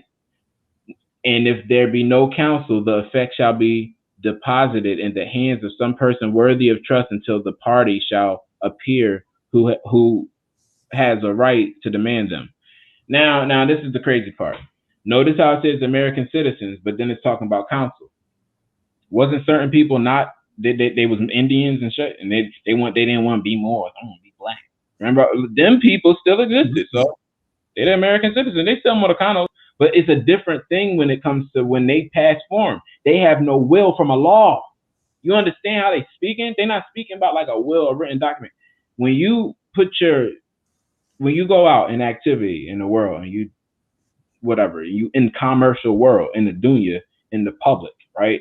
You might run into debt based off of people's interest in your party. But you have your own interest. Your interest should be predicated to a law and your 5 principles. So now your interest is free and allodial. You could do whatever you want if when you get into further into knowledge. We'll get into that, but that's later. But anyway, when you out here transversing, you already have a full vast estate. This already blessed for you, and others don't. So they need counsel. Literally, they need lawyers and stuff. They need attorneys, and they need to go to the district court and get all beat up in the court because they can't speak for themselves. We, on the other hand, we have a will. They didn't have no will. We have a will. Where's our will come from? The will come from a law, right? And no, because notice who's writing this. This Muhammadan's writing this. I'm not making this up, Morris. Your will is from a law. I promise you that. So when you out here doing activity, you already had. So if you pass form, or if your straw man passes form, that property cannot be taken. Why? Because the straw man's estate, the trustee to that is the allodial appellation and title. You're the trustee. You're the executor. You're the executor of the estate. You're the trustee of the trust. Do you know who you are? They already set up your trust for you. You trying to do business and act in the public as that. About to get your ass whipped. That's not for you to go be. It's all caps. You went to school in his schools to know what all caps don't mean right. Like, that's not how you spell a proper name. That's in the manual of the governmental manual of style of writing. If you see it, proper names is with a capital in the front and the rest is lowercase. If you see an all caps name, that's talking about a U.S. boat. Yeah. A ship. We're talking about the articles. But and wait, where are we at? It says this is since we have this will, since we have our vessel, and we are tying everything down in our nationality, which is allodial, because it goes all the way back to the goddamn the Sumerians, the Aztecs, the all man. Anybody you want to sit there and say you are, it go back to all of that. So when you say you're a Moor, you unlock all of that. You don't unlock all of that by saying you're an Indian. You don't unlock all of that by just jumping up and saying you're Olmec. How? You don't even know Nahua language. You don't know the Aztec language, and then Nahua ain't even really Aztec language like that. They, from the Oaxaca territory in lower Mexico, they was speaking a whole nother joint. I can't remember what it was called, but one of the mothers had put me on, but they wasn't even speaking. The stuff we think is older than we giving it credit to be. So anyway, when we had these wills, but if heir of his are present, the property shall be given to the heirs without interference. Or if he is designated in a will signed by his hand. You see the handshake ritual in the Masonic jump. My sign is my ancestor's sign, and I give that an autograph. I don't give a sign of my nature. That's for my subordinates. I give an autograph, but that autograph and that sign and that hand, that gesture, that symbol goes all the way back to my ancestors. I can't remember what flag. Oh, the flag of the Azerbaijans. I think it has a hand and it's red and green. I think it's that one. But the person whom property is to be delivered, then the question shall be submitted to the consideration of the council. So after you get your stuff given, you have to submit the correspondence to whoever the council be. It's not your council. All you're doing is putting them on notice. This is in our laws.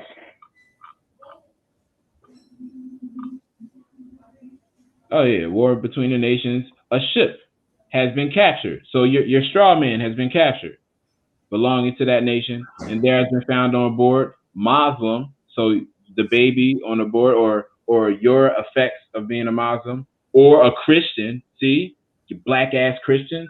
But the Christians with goods belonging to them, they shall be at liberty with their goods. So you get free based off of Article 3 when they interfere with your ship, aka your strawman, and remove property from it. Understand that. Even if they were carrying goods belonging to the nation whom we are at war, even though we never went to war, such goods shall not be taken from their hands, nor shall they be compelled to unload them for the sake of the peace prevailing between us and them. Why is it important that the war is in there when it comes to Article 3? Because we go all the way back to this. Trading with the Enemy Act. Trading with the Enemy Act, Morris. Your stuff is to be given to you, even if there is an emergency, which these people call war. Even if you go into the so-called district court, which these people call a war zone. When two people can't come to an agreement, they go to the damn judge to shoot it out. That's the war zone. Even in that, your shit can't be taken. Even in the V word and the C word is war. Yeah. Yep. And they're keeping you in a war at all times because that's the only way they could do whatever they want to do in times of war. And the people don't know about certain obligations that they have. So they let them do whatever they want instead of holding them to what they're supposed to hold them to, which is the whole point. You're under the colors of the so-called enemy, Morris. You black, man. The whole point. You gotta Article 2 says you cannot be black, bro. Right here.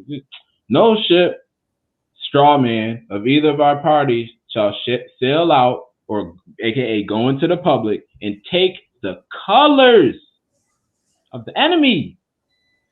I bet you this didn't even mean that back then. But the way a law works, it means something now. You got the colors of the enemy on you, going to help the enemy, huh? Neither from our side nor that of the Americanos. Who is this dude then? If you're going to help the enemy, listen to what this is saying, bro. You got the colors of the enemy on, going to help the enemy, but you neither from the enemy side nor the Moorish side. What? You stateless is what this is saying. War Powers Act, that's two more, but that don't even affect us based off our treaty. And Moors is plain. This joint was in Arabic. They have an Arabic version. Do understand that these Indians' treaties is in English. It was never in Cherokee. Look, Cherokee language was created in 1923 by what's his name? Sequoia, right? But Sequoia was he was a sellout. He was a little Mason. He gave away the land of Arkansas that used to comprise Oklahoma. It go all the way back to that damn Tulsa stuff. I'm telling you, Sequoia, his mother had a brother whose name was Young Tassel, and his father or uncle was named Old Tassel. So Sequoia's great uncle and great great uncle was Old Tassel and Young Tassel. Why? Why are they named Tassel? You talk to me about these who an Indian is, but you got Indians named Tassel. Get out of here. And he happened to be connected to Sequoia, the one with the turban all up. I can't. Because these people got all types of fake history going around. And it's just working it's floating like a boat. No, I don't even want to go into that. I want to show y'all something.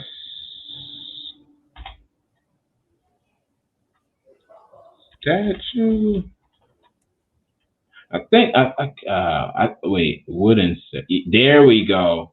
The hell are you doing, Sequoia? What is that? Turban? What? Wait, what's this whole class about? Yep. Got a turban up. Got a turban up. Even in the European looking picture of him, he got a turban on. Oh yeah, of course. Oh, I was about to say, I don't want to get that to me. Pressure on them.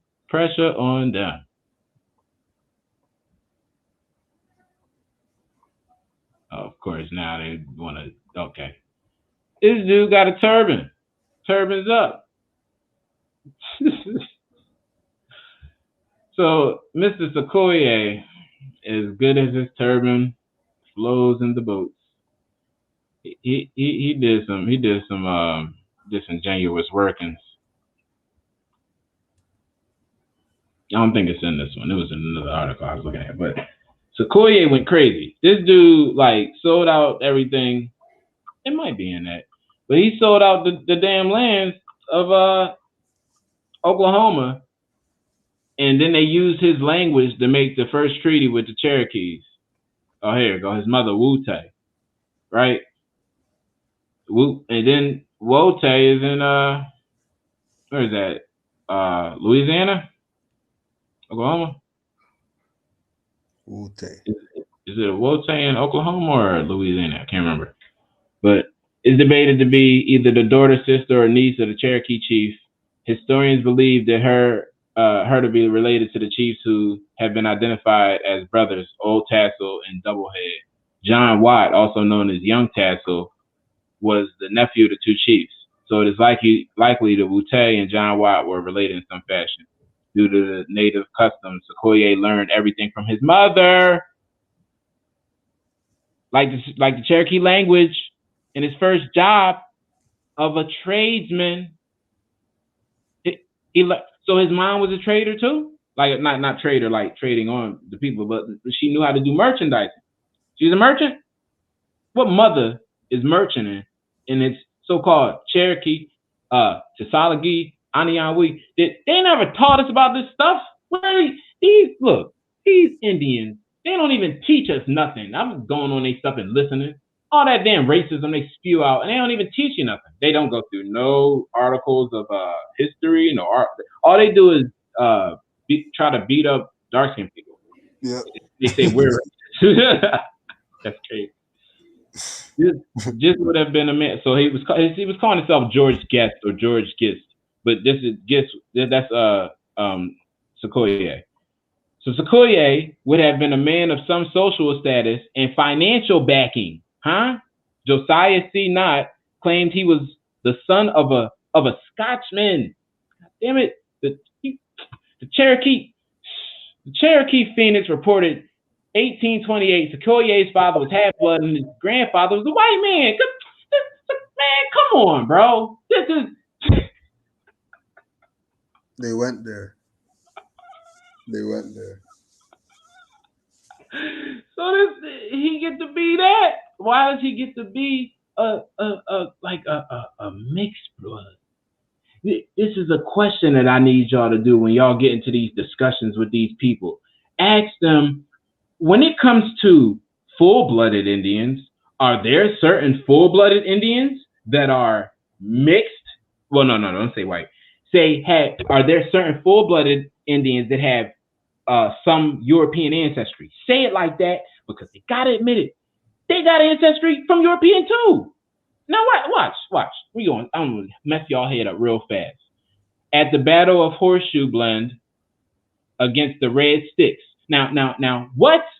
In 1813, Sequoyah served as a warrior of the Cherokee Regiment under Colonel Gideon Morgan, commander, sound like Christian name, at the Battle of Horseshoe Bend against the Red Sticks. Who are the Red Sticks?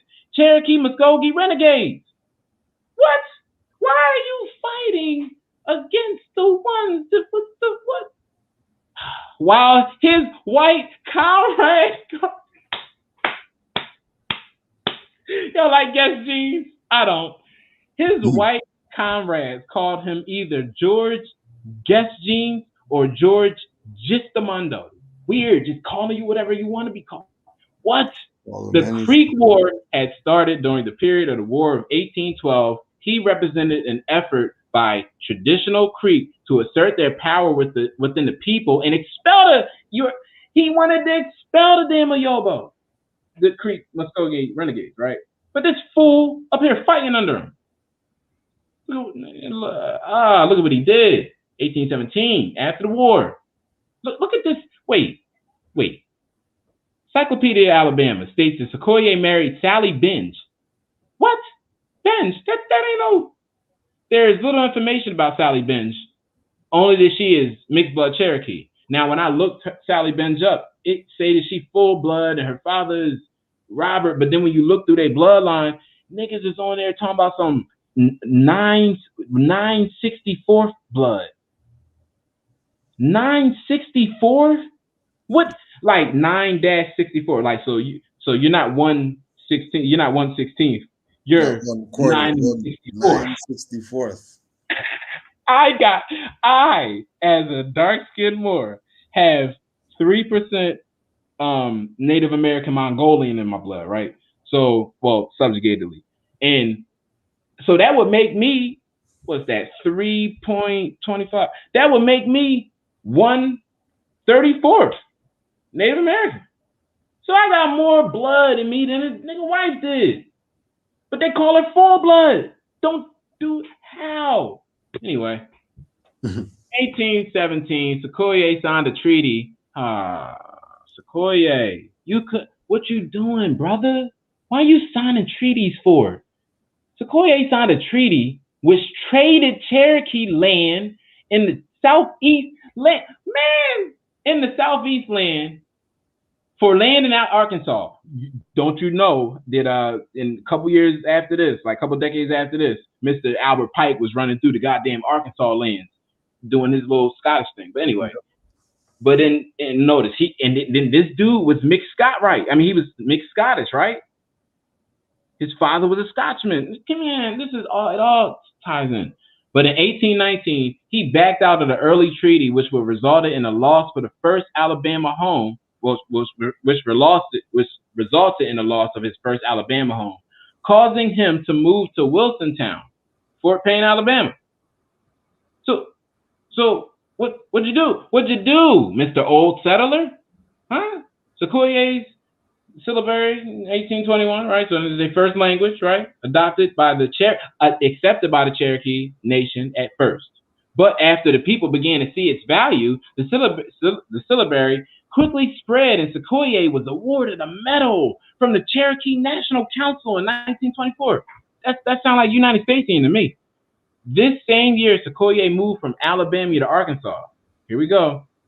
4 years after his move, he would reluctantly sign a treaty that exchanged the Cherokee land in Arkansas for Indian Territory, modern-day Oklahoma. He was one of the old settlers. Delegates went to Washington, D.C. to sign a goddamn treaty. What is old settlers? What? Look, old settlers. What is the fucking Cherokee Nation only lasted from 1794, 3 years after the United States came into their subjugation, right? All the way till 1907, which is 3 years. Oh, watch the 3-year connection. Damn, this is crazy. 33. We got 10 minutes more. All right, real quick. 33. We see if you take 33, if you take 3 from this, you get 1791. That's when the United States and stuff came on. And then if you take 3 years from 1907, you get 1904 when the Boule started. Mm-hmm. So recognize that. So there is no government in no Cherokee. It only lasted for that long. What are they talking about? Disbanded. The government was disbanded. Okay. How many times do you gotta hit them upside the head? Which again lets you know why Drew Ali came. If they were disbanded in 1907, and he's starting up 1913, and he's Cherokee. Come on. No wonder he wasn't saying we're not we're Cherokee. Come on. No wonder that wasn't the call. Nationality is the order of the day. We're Cherokee Americans. Oh my gosh! And these people want to sit here and just talk about the prophet. They don't even get this type of the level of knowledge he had. He understood all the private side stuff too. It's like they told you it all, you would have went to sleep. Super sleep. Well, you're sleeping right now and you didn't even get all yet. Right, I ain't even really going like that. But now watch those Indians videos, and I caught one of them dudes like putting his picture up. He was fat. He was fat. He looked like the dude. He looked like Bebop and Rocksteady. He's fat, belly out, this big ass dude. Like, what are you doing? You don't get out and work. You don't leave your house. You probably smell. You got rolls, and you're worried about who's dark skin. Treadmill, bust a move, get the sweats going. This nigga up here about to have a whole conniption and heart attack, clotted arteries, deep vein thrombosis. This dude is big like the clumps, but he's worried about Moors claiming what's rightly ours. Islam. Turban's up. Peace and love to all the Moors worldwide. Give thanks, Moor. Slapping them regular. Right. And just so you know, don't forget, no Sons of Allah tonight. But next week, Thursday, we'll be getting it in. Peace and love to all the Moors. You got any closing remarks, Moor? Oh, no, just Islam Moors, remember being your best attire. Look your best out there, and look at Yobo in his eye. Don't fret, don't fear. Just ride with the law, because that's your will. Be yourself. Islam Moors. Honors to all the mothers worldwide. Honors to all Moors. And honors to the Prophet Noble Drew Ali. Islam.